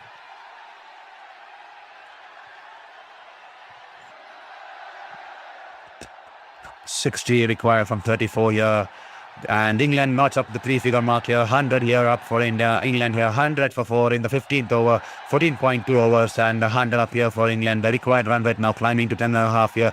Rachin Ravindra and Sam Curran has pulled it straight down the throat of Glenn Phillips. Once again, Glenn Phillips, he's there. Rachin Ravindra is there. The man from Bangalore, Rachin Ravindra, he is doing the trick for the Kiwis here. Once again, it's the combination of Rachin Ravindra and Glenn Phillips, and he's managed to take Sam Curran out there. Wonderful there from Rachin Ravindra. He is having a dream outing at this wicket. The last game he's picked up 4 wickets, and this game he's currently picked up his 2nd wicket here.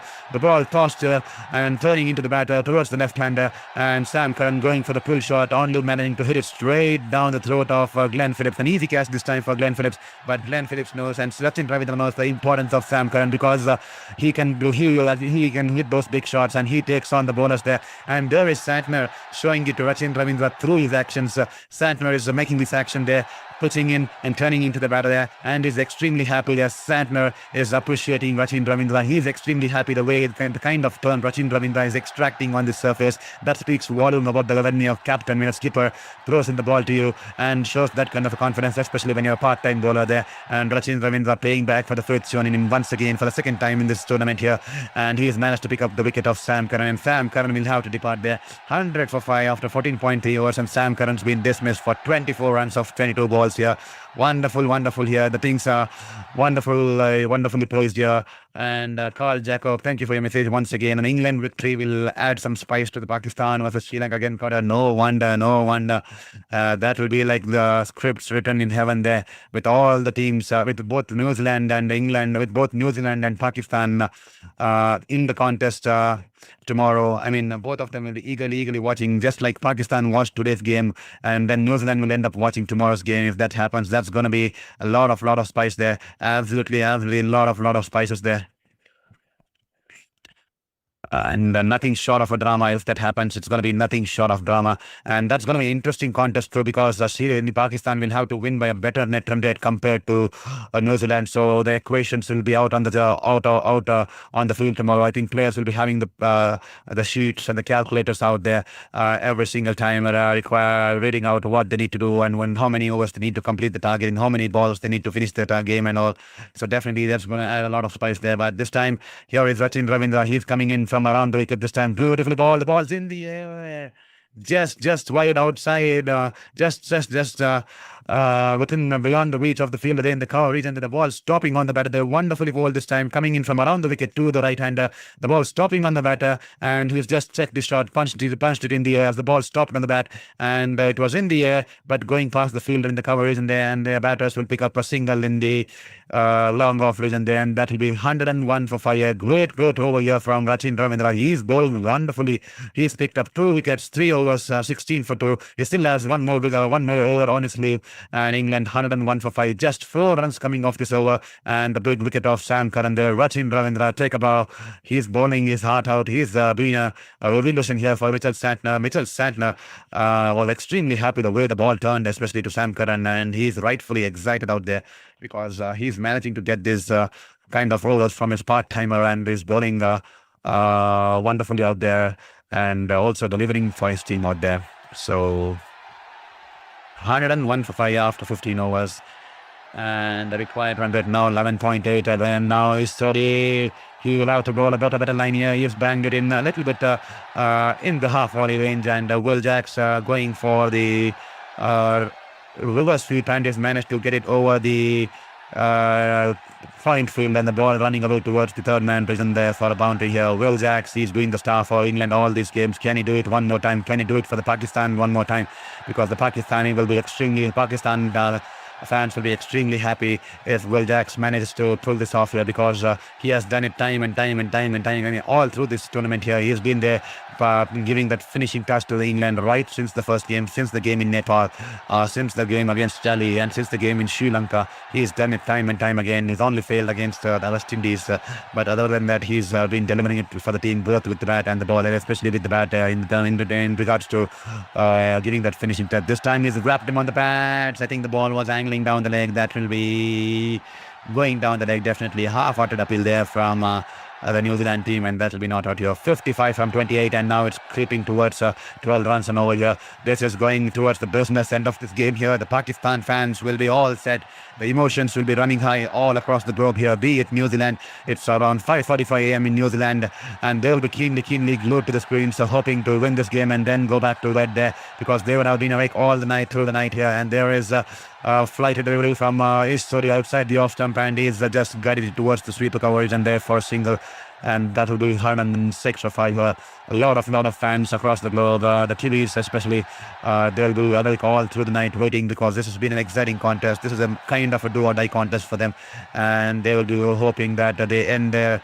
It's Friday early morning. There'll be a Saturday early morning for them. They'll be hoping to spend the weekend in the right spirits there, and get some sleep there, because they would have been awake all Friday night and for watching this game, and it's shaping to be a wonderful contest here.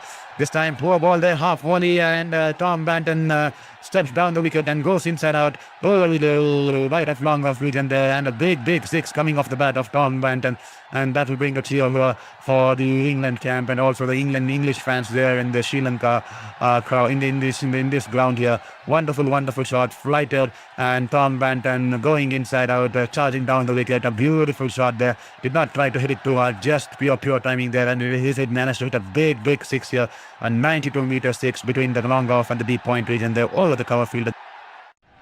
There, 48 from 26. Can he get a breakthrough here? So this time, good ball there. Googly angling into the batter. He's coming for second on there. Glenn Phillips with the bats will be in time, and that will be 2 runs here. This is an very expensive over here for Sri Lanka, for New Zealand here. And Tom Banton on the charge here for England, where he's been fighting a lone battle, and Will Jacks with the other hand. He can play the aggressive role here. Will Jacks kind of shots his plate, and he can clear any field in the world there. And 46 from 25, can he get the wicket of his last ball of his second over here? He's sorry, beautiful ball and clever batting there from Banton. He did not throw his wicket, because he batted there out there in the middle, and he's just tapped it back to the cover fielder there as Santner collects the ball, and that will be a dot ball. After 16 overs, 24 balls to go, 46 runs to win, and the run rate has now suddenly dropped back to 11.5. It was looking closer to 12, and a couple of hits here in this over. That big six coming here in this over, and that has reduced the run rate, quiet run rate, to 11.5. Balls, Tom Banton still out there. 36. We all know how dangerous this batting player. We have seen it through the tournament. His strike rate goes beyond 150 to 180. Those last 4 overs, Will Jacks, he's been in that sort of a form. He's running high on confidence. And he's been in that kind of form right through the tournament, because the management has given him clear role clarity here, because they have demoted him from being a top order batter to number 7, number 8 batter in this tournament, because they want to be playing it for them time and time again, and hopefully he'll deliver it once again. And the Pakistan fans back home and the Pakistan cricket team in their hotel rooms will be having the fingers crossed deliver it to right for them, and so that Pakistan have an outside chance here. Here is Rachin Ravindra into his last over. Can he get a double wicket breakthrough, or can he at least get one wicket here? Oh, and the first ball has been driven towards the long off region there for a single here. 45 required from 23. This is getting exciting here. This is absolutely going down the wire here. Pakistan fans, they'll be on the edge of the seat. So will the New Zealand fans here. The England this time, Mitchell Santner with the fielding. That could have been close. There. He tapped the ball towards the cover fielder there, and they were scampered for a quick single there. And Mitchell Santner with the throw towards the keeper's end, and Seifert unable to gather the ball. He's missed the ball out there, and that will be not out there. Had he managed to collect the ball there, I think Will Jacks would have still been inside the crease there. Well, a risky run there, but good fielding there from Santner. Quick reflexes from Santner. Stretching his left hand, and then in one motion he's managed to throw the ball back to the wicket keeper there. But the batters, even more quicker, they managed to scamper for the quick single there. 44 required from 22. This is definitely getting exciting here. To all the folks watching the stream, please don't forget to hit the subscribe button there. That will make us the world of good here. This time has gone for the reverse sweep, and he has missed it. Wonderful bowling there. Rachin Ravindra, as soon as he saw that the batter was going in for the reverse sweep, he slowed down through the air, thrown it slower through the air. Wonderful skills here from Rachin Ravindra, and he's managed to get 5.2 degrees of turn, which is the highest tonight. That's the kind of turn he's been able to generate on this wicket. Even in the last game, he was the highest higher. He was managing to get the ball to turn to such kind of extents there. 5.2 degrees of turn from Rachin Ravindra. This time, a quicker one, probably a little bit shorter, and Will Jacks is happy to drive it towards the long off region there for a single here. 43 from 20. This game is definitely going down the wire here. A lot of Kiwis will be back watching this game here.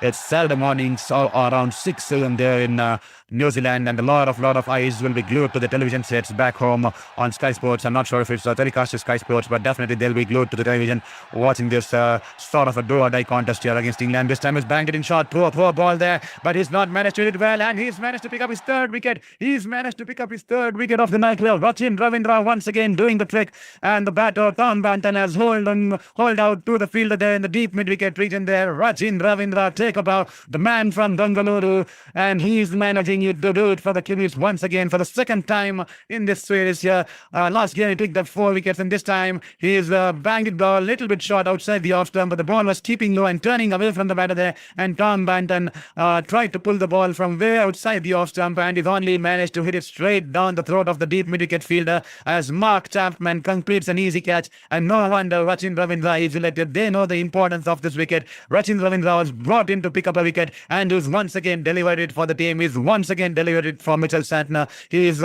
paying back for the faith and belief Santner has been showing in him. Despite being a part-time bowler, Rachin Ravindra take about the amount of turn he's been generating on this Premadasa wicket. 5.2 degrees, and once again he's taken the ball away from the right-hander, and Tom Banton had to pull the ball all the way from outside the off stump, and probably that extra stretch not giving him that freedom to clear the ropes there, and just before the ropes it's been caught out there by Mark Chapman there. And with that said, Tom Banton departs there for 33 of 24 balls there, and that will be 117 for 6, and Rachin Ravindra take a ball, ladies and gentlemen.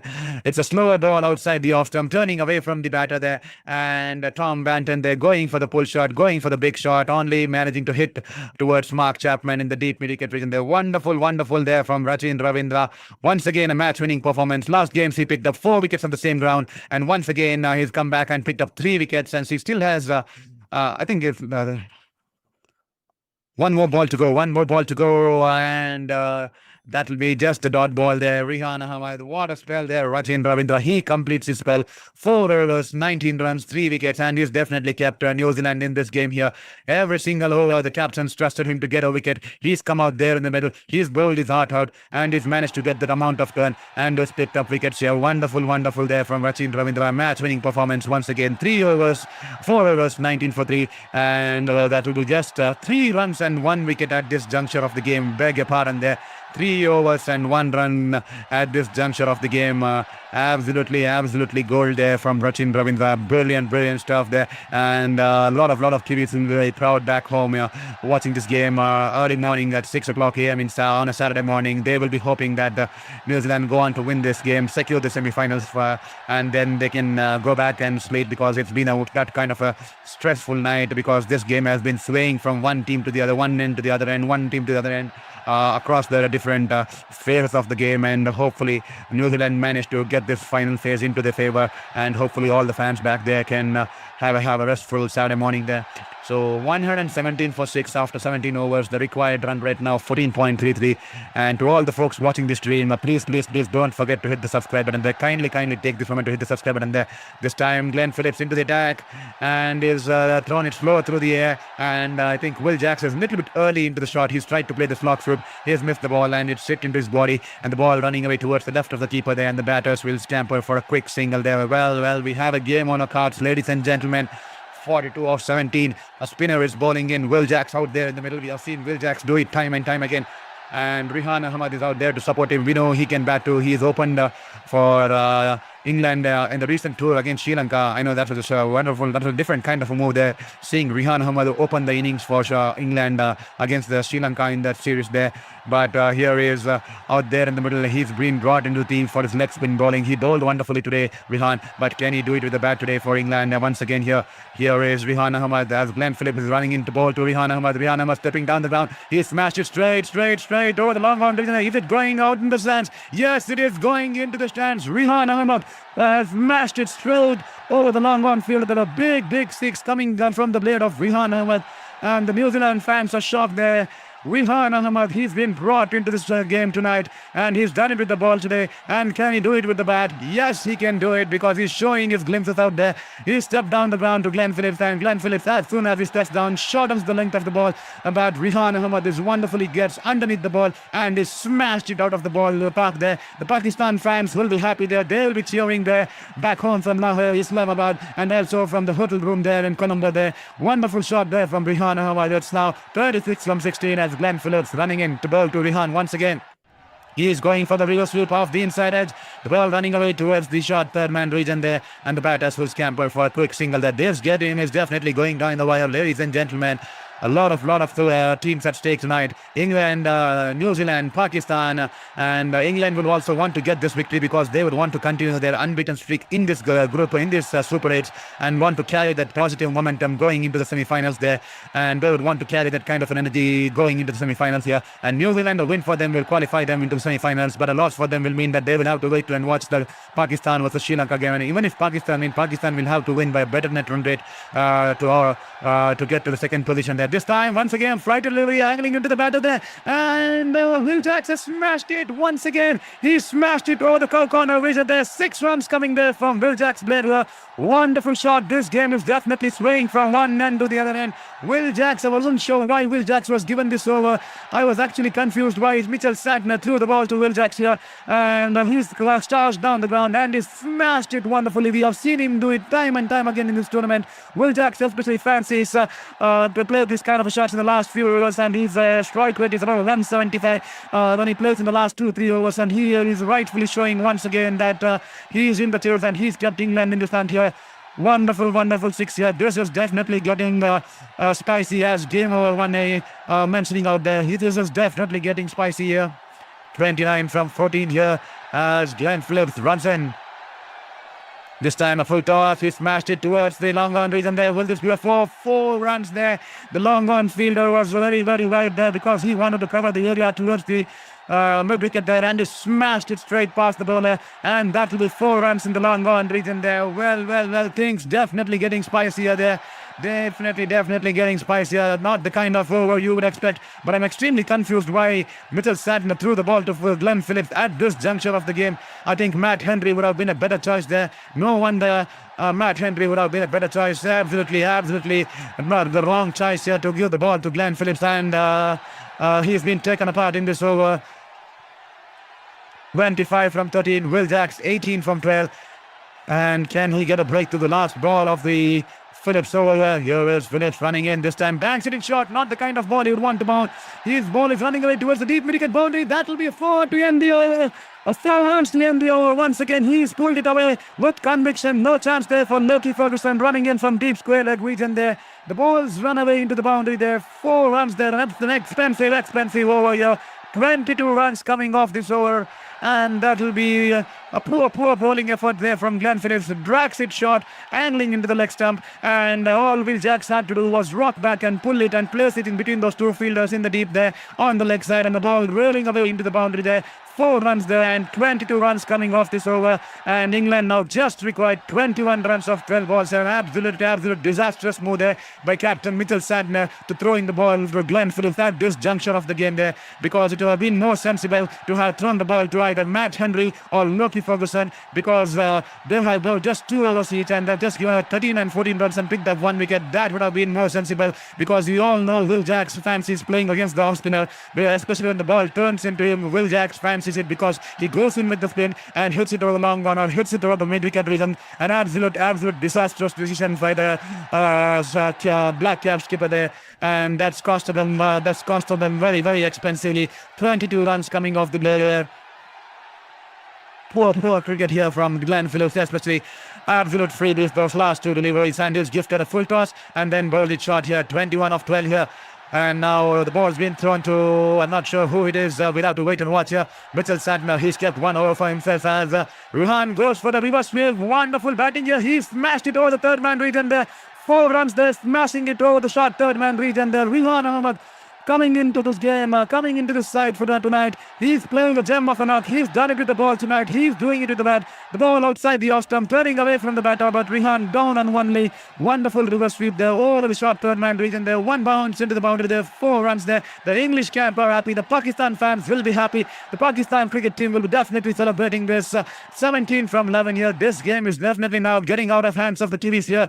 They need to find a way. Why? I'm not sure why they haven't bowled the likes of Matt Henry and Loki Ferguson. They just have bowled 2 overs apiece here. Here is Santner this time slower through the air as Vihan shuffles across the off stump and is tucked it over towards the point region there. They want to come back for the second run. They are Rachin Ravindra running in all the way from the cover region there. He's managed to run all the way towards the point region there, and he has kept the batters of just 1 run here. This is getting exciting. The partnership 27 runs of 9 balls. Take a ball, ladies and gentlemen. 27 is from 9 balls here. Max Butler, thank you for your message there. Question is, can England handle the spice? Definitely England would be happy. They just want to carry this momentum. They would be happy because they are already into the semi-finals. They just want to continue the momentum flowing in this way and get this victory here. Here is Santner running in. As Will Jacks, it's banged in short outside the off stump. We've gone past the cover region. The ball running away towards the right of long off region. Then Loki Ferguson coming in with the throw, but the batters will come back for 2 runs here. This is sensible batting here. Sensible batting there. 14 from 9. This is definitely going down the wire. A super over would be much interesting. It will make it much interesting for the Pakistan fans too. A super over could be much interesting. Well, that could be that we will be in this game for 30 minutes extra, but we're not sure because we have 9 more balls to go. 14 of 9 here. Here is Santner now, all the way running in. And this time it's tossed it wide outside the off stump and the ball turning out from the batter there once again, going past the fielder and the coverage, and then Loki Ferguson coming in with the throw, and Rehan Ahmed has managed to scamper back quickly for the second run there. Good running there by Rehan Ahmed. He's played a gem of a contribution towards England's game tonight. First with the ball and then with the bat here, and he's doing it convincingly. 5 balls, 12 runs there. Rehan Ahmed, what a statement there. Rehan Ahmed there. Beautiful batting, beautiful running within the wickets. He's giving it all for this team here. He's brought into the side tonight, and he's definitely showing it out to the team there that he can play. He can play a big role in this England's campaign here. 12 runs from 8 ball. The New Zealand shoulders dropping. Glenn Phillips 22, extremely costing them dearly. Poor choice to bring in right arm spinner to Will Jacks there. This time a quicker delivery darted into the right hander, and Will Jacks happy to guide it away towards the deep backward point region there. That'll just be a 1 down here. 11 from 7. This is definitely going down the wire here. Well. How costly could those couple of misfields be? New Zealand McConkey, I think, once missed out an easy chance, spilled the boundary, and then one more. I'm not able to recollect, but there's one more misfield there. How costly could that be? This is definitely going down the wire. 11 from 7 here. And to all the folks watching the stream, please don't forget to hit the subscribe button there. Here is Mitchell Santner running into Rihan Ahmed. Rihan Ahmed charges down the ground. He's managed to hit it all. And that will be a 6-year. What a wonderful shot here from Rihan Ahmed. He's playing with the lifespan of a knock here for England. He's cast down the ground. He smashed the ball over the long off field and he's got to the pitch of the ball and he smashed it over the long off fielder there. And that will be a 6 for Rihan Ahmed. 18 of 6 for Rihan Ahmed. A wonderful shot there from Rihan Ahmed. And England just less than a run ball here. Just 5 runs required from 6 balls there. What a game we had on our cards. What a game we had on the cards. Unlucky there for the Kiwis there. What a fight back there from England there. What a comeback here from Rihan Ahmed. He's been brought tonight and he's showing it out to the team that he's meant to stay in this team here. He's meant to stay in this playing 11 here. And he's grabbed his chances not by the collar. He's grabbed his chances by the throat here because he wants to stay and he's playing a gem of a knock. 6 balls, 18 runs. And he's doled his heart out tonight and now he's come and doing it with the bat there. 6 balls, 18 runs. Absolutely taking the game away from New Zealand. 16 runs coming off Mitchell Santner's last over and 22 runs coming off Glenn Phillips' previous over there. So 38 runs coming off the last 2 overs and that's absolutely taken New Zealand out of the equation there. And the Pakistan fans will be celebrating tonight. It's going to be a rough morning for the New Zealand fans back home in New Zealand and the likes of Wellington, then and in Auckland. It's going to be a rough Saturday because they will have to wait and watch tomorrow's game, what happens in tomorrow's game, and they will be praying that Sri Lanka will win tomorrow, or even if Pakistan go on to win tomorrow, that they do not win by a better net run rate compared to them there. Here is Matt Henry into the game here. And Carl Jacob, lovely cricket. Thank you so much, Carl Jacob. Yes, definitely lovely piece of cricket here. Leslie Reynolds 3996. Good job. I'm in the US. Thank you, Leslie Reynolds. Thank you for streaming all the way from US there. Game over to game over 1A. Thank you, Carl Jacobs. A lot of sarcasm behind that. Game over to game over 1A. Yes, we're waiting for his comment there. Game over 1A. He seems to have been disappeared here. 5 runs required for 6. Matt Henry into the banks it. A short delivery and if pulled it away towards the deep mid-wicket region there. That will be just 1 run there. The only question I need to ask Mitchell Santner is what are we going to do keeping those 4 overs from pacers there who bowled wonderfully there. 4 overs from a pacers untouched in this spell. He's now given the ball to Matt Henry at this stage. Absolutely clueless there. Mitchell Santner, I'm not sure what the choice was. The reason behind bringing in Glenn Phillips, a part-time off spinner at this stage, especially to Will Jacks. We all know Will Jacks likes ball turning into him because he plays along the wing, along the spin, and his fans is growing over the deep mid-wicket region and along on region. Then absolutely, the way Rachin Ravindra brought New Zealand back into the game, Glenn Phillips gifted the game back to England within a span of 1 over there. 4 runs required from 5 balls there. And here is Rihan Ahmed all set to face Matt Henry. Matt Henry running in. He's banging in shot and Rihan Ahmed with the pull shot and the ball's going towards the deep mid-wicket region and that will be 1 run here. Beg your pardon, the 3 from 4. Can he get the breakthrough here? Can it go down the super over here? Can it go down to the super over here? We are eager to see it go to the super over because that will spice up things, nothing like before. And the Pakistan fans will have to be glued once again to witness the super over. That is going to be an exciting contest here. And to all the folks watching the stream, kindly take this moment and hit that subscribe button. There 3 required from 4 balls here, 157 for 6. The Black Caps have just managed to lose the game out of the hands courtesy a wrong captaincy decision by bringing on Glenn Phillips when you had 4 overs of your pacers who had bowled wonderfully there. Absolutely. Matt Henry keeping those 2 overs. I'm not sure what he was saving those 2 overs for. Here is Henry, banks it in short, and the ball is off his helmet, and the ball is going away, running away into the boundary towards the deep fine leg region. That will be 4 runs there, and England go on to win this game here. And there will be fireworks back home in Islamabad and Lahore. The Pakistan fans will be celebrating there because they're still in the game, they're still in the hunt, and they will be extremely glad that England have managed to pull this game out of the clutches of New Zealand here. What a turnaround in this game here. England winning by 6 wickets 4 wickets here with just 3 balls to spare there. The ball was banged in short and a slower bouncer there, and he's gone for the pull shot there, and off the bat and onto his body. The ball rolls away towards the deep fine leg boundary there, and that will be 4 runs towards the fine leg region there, and that means England remain unbeaten in the Super 8s and they will march into the semi-finals unbeaten there. They just lost 1 game in the group stage, but in the Super 8s they managed to win all the 3 games here. So that's what I mean by unbeaten in the Super 8s there. And England winning this game by 4 wickets against New Zealand, and this has been a turnaround. This partnership, what a crucial partnership. 44 of 16, 44 of 16. Rihan Ahmed 19 of 7 balls. Take about, ladies and gentlemen,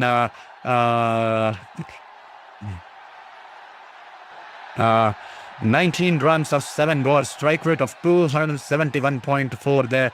Rihan Ahmed, he should be the player of the game. He should be the player of the game there because he's done it with the ball. I'm not sure how many wickets he picked. I think 2 wickets, right? He picked up 2 wickets for 28 of his 3 overs. And then the run rate was looking above 15. He's come down. He's played a big camera. There's 7 balls, 19 runs, 2 sixes and 1 4. Especially the way he played that reverse sweep, and then the way he charged down to Mitchell Santner. Absolutely no one had the courage to charge down to Mitchell Santner and take on the ball that was turning away from him. But he charged down the wicket and ensured, as the ball turned away from him, he ensured that he goes along with the ball, along with the spin. He did not try to hit it across the line like other batters. He went along with the line and hit it straight over the long off region there, and he's played a gem of a knock. And what a wonderful addition to the squad tonight, the playing 11 tonight. They dropped in Jamie Overton and they brought in Rihan Ahmed, and he's played the gem of a knock, and he's probably doing the match winner tonight with the bat and with the ball. And that's what you call as a wonderful tactical move here to drop Jamie Overton and Rihan Ahmed. And to Rihan Ahmed, wonderful stuff there. He is paid back for the 3rd show. Made a statement out there that he is definitely meant to be a part of the playing 11 there. So great batting there. And with that said, England winning by 4 wickets. So that will be, as Carl Jacob mentioned there, if England in the group, so New Zealand will have to play the waiting game. The New Zealanders, on the other hand, will be praying that Sri Lanka win tomorrow, or even if New Zealand win, even if Pakistan win by with the lesser net run rate compared to them, so that Pakistan remain on the 3rd and New Zealand will manage to go into the next semi-finals because they are better on the charts with a better net run rate there. So I said I need to completely understand in the spirit of good cricket banter, game over 1 in the spirit of and that was definitely a wonderful one here. Game over 1. Wow, never count out England. Cricket is so unpredictable now. It definitely game over on my starting out my lungs out because I definitely had a sore throat when I started this game. As you can remember, I think game turning struggling with my throat there, but as soon as the last 3 overs came and the kind of momentum started shifting, especially with that Rachin, I think I somehow found that energy within me. I don't know how it came within me. It's just the emotions getting better of me. It's the inner kid within me that loves cricket, and I still can't believe that I shouted my lungs out all this while because my throat's been hurting for so long time because of me continuously doing these streams, and I don't know from where the energy came in. It's all because of the inner emotion. It's all because of the love for cricket, and the inner kid within me which loves cricket suddenly erupted as soon as Rihan Ahmed started playing the shots, and as soon as the game started going towards the end moments where it started to turn into a nail biter there. And absolutely, I did not even realize that I was kind of painness or soreness there, because initially I was even struggling to speak a few words, and now suddenly out of nowhere it brought the end. And that's the inner kid within me which loves cricket since a very long time, and that speaks volumes about what a wonderful game cricket is. What a wonderful game. Absolutely unpredictable, like game over England definitely This is an absolutely wonderful contest here. We had a wonderful game tonight. An absolute peach of a game.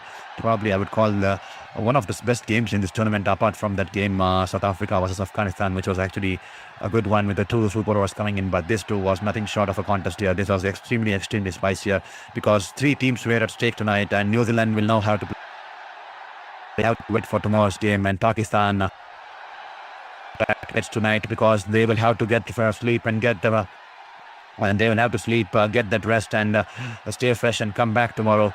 And they will have to defeat Sri Lanka with a better net run rate compared to New Zealand to march into the semi-finals there. So Pakistan now, provided the chance, they should grab it with both their hands there.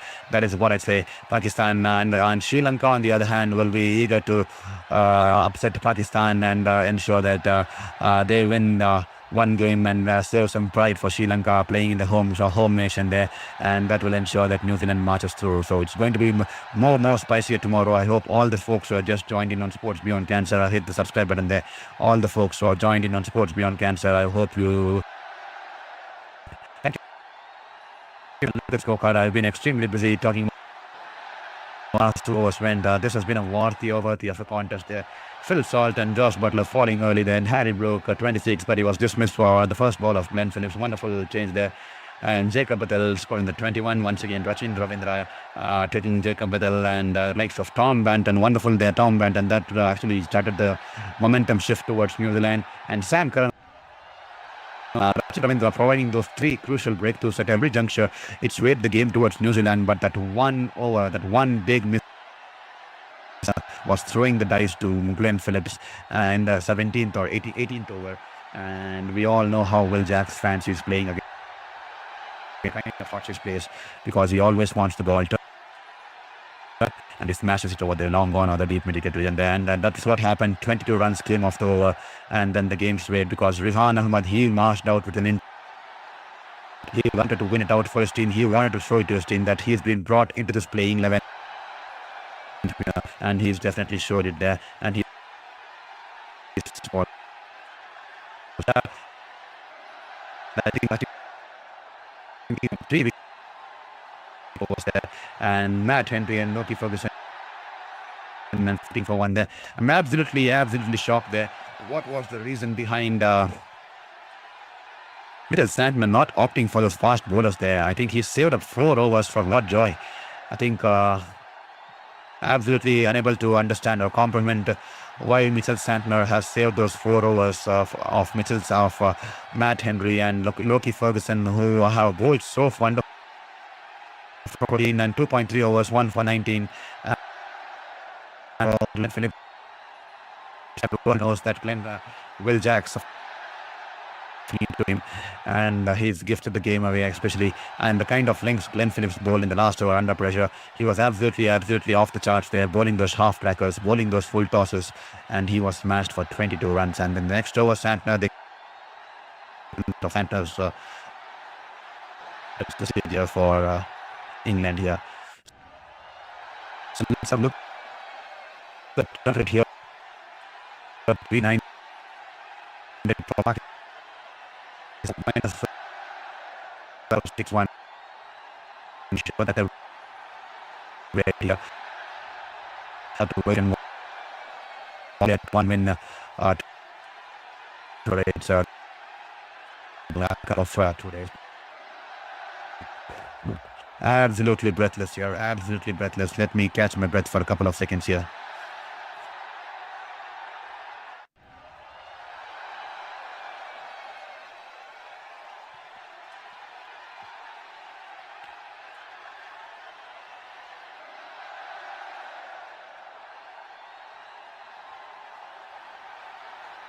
So there you go. The last 2 days as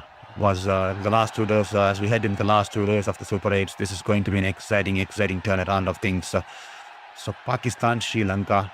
This is like going to be one of the big games for Group 2 here, because that's going to decide the fate of which team is going into the semi-finals and which team is going back to the home there. So Pakistan will be taking on Sri Lanka, and New Zealand will be keenly watching that game tomorrow. Just like Pakistan watched today's game of New Zealand and England, tomorrow New Zealand players will be sitting out on the in the hotel rooms and watching this game keenly. And the Kiwi fans back home once again will have to spend one more night watching a game because tonight they would have been watching the game all through the night, and it's almost now 6:30 morning in the Auckland and New Zealand. And tomorrow once again they will have to keenly watch the game because their fate would be decided by Pakistan's performance tomorrow. So they will be once again have to spend the Saturday night this time staying glued to the screens tomorrow. And then comes Sunday, the big game. Once again, Sunday, it's a double-header, Zimbabwe versus South Africa.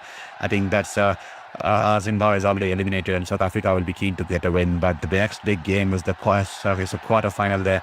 It's a quarter-final there. It's a potential quarter-final because India versus West Indies, whoever wins that game will go on to march into semi-final there. So 2 exciting days on our cards here. 2 exciting days. I hope you've all hit the subscribe button there. And the next 2 days is going to be absolutely wonderful for all the cricketing fans here. We never knew that this tournament could shape up in this kind of a manner here. Australia being knocked out in the knockouts, Australia being knocked out in the group stage with the game to go, and we are heading in closer towards the semi-finals. On the last 2 days of the Super 8s, we still don't know which team will be marching in. We're still 4 teams under contention there. 4 teams under contention with just two days of cricket left in the Super 8s. Absolutely pleasure here. A delight here for cricketing fans, and absolutely spectacle. Absolute cinema, to be honest. Absolutely cinema in honor, to be honest. Script made in heaven sort of a contest here. Rihan Ahmad take a ball, ladies and gentlemen. But the player of the match being given to Will Jacks there. Okay. I think he bowled well too, but he's picked up wickets too. He's managed to hit those runs too. But I think the momentum shifted towards Rihan Ahmad. He was actually the game changer, to be honest. But nevertheless, who cares about the player of the match there? As long as the team wins and the team thrives, and Rihan Ahmad, we all know the kind of innings he's played and the kind of partnership they built along with Will Jacks. Not downplaying Will Jacks' innings here. Will Jacks played wonderfully. He bowled well, he batted well, but Rihan Ahmad, that innings was extremely important because coming down as a bowler in the tail ender, and he's managed to play that kind of brand of cricket on this kind of a wicket where the ball's coming on slow, and straight away right from the word go he's managed to get those runs, and those runs definitely aided Will Jacks at the other end, and that's the reason England won the game. But nevertheless, that's the story here so far. New Zealand 159 for 7, the target 160, and England reaching it by 4 wickets and 3 balls to spare. And that'll be the end of the game tonight. I hope you enjoyed the stream. I hope you enjoyed the contest. I hope you enjoyed watching this cricket from whichever part of the globe you have been watching. Please don't forget to hit the subscribe button there. Every single subscription will mean the world to us. Hope you enjoyed the stream. Please do drop a message in the chat box if you love the stream, and also let us know if you have been enjoying this contest here. Thank you so much for being a part of Sports Beyond Cancer. I hope you all hit the subscribe button and hit the bell icon so that we can stay tuned and then build a community here at Sports Beyond Cancer. That's me, Sarah Vitulmurthy, signing off from Sports Beyond Cancer. I hope to see you all tomorrow for this big clash between Pakistan versus Sri Lanka. For people towards this side of the world, good night, have a safe sleep. And for the people on the other side of the world, hope you have a wonderful day, take care, and hope you have a wonderful time with your family.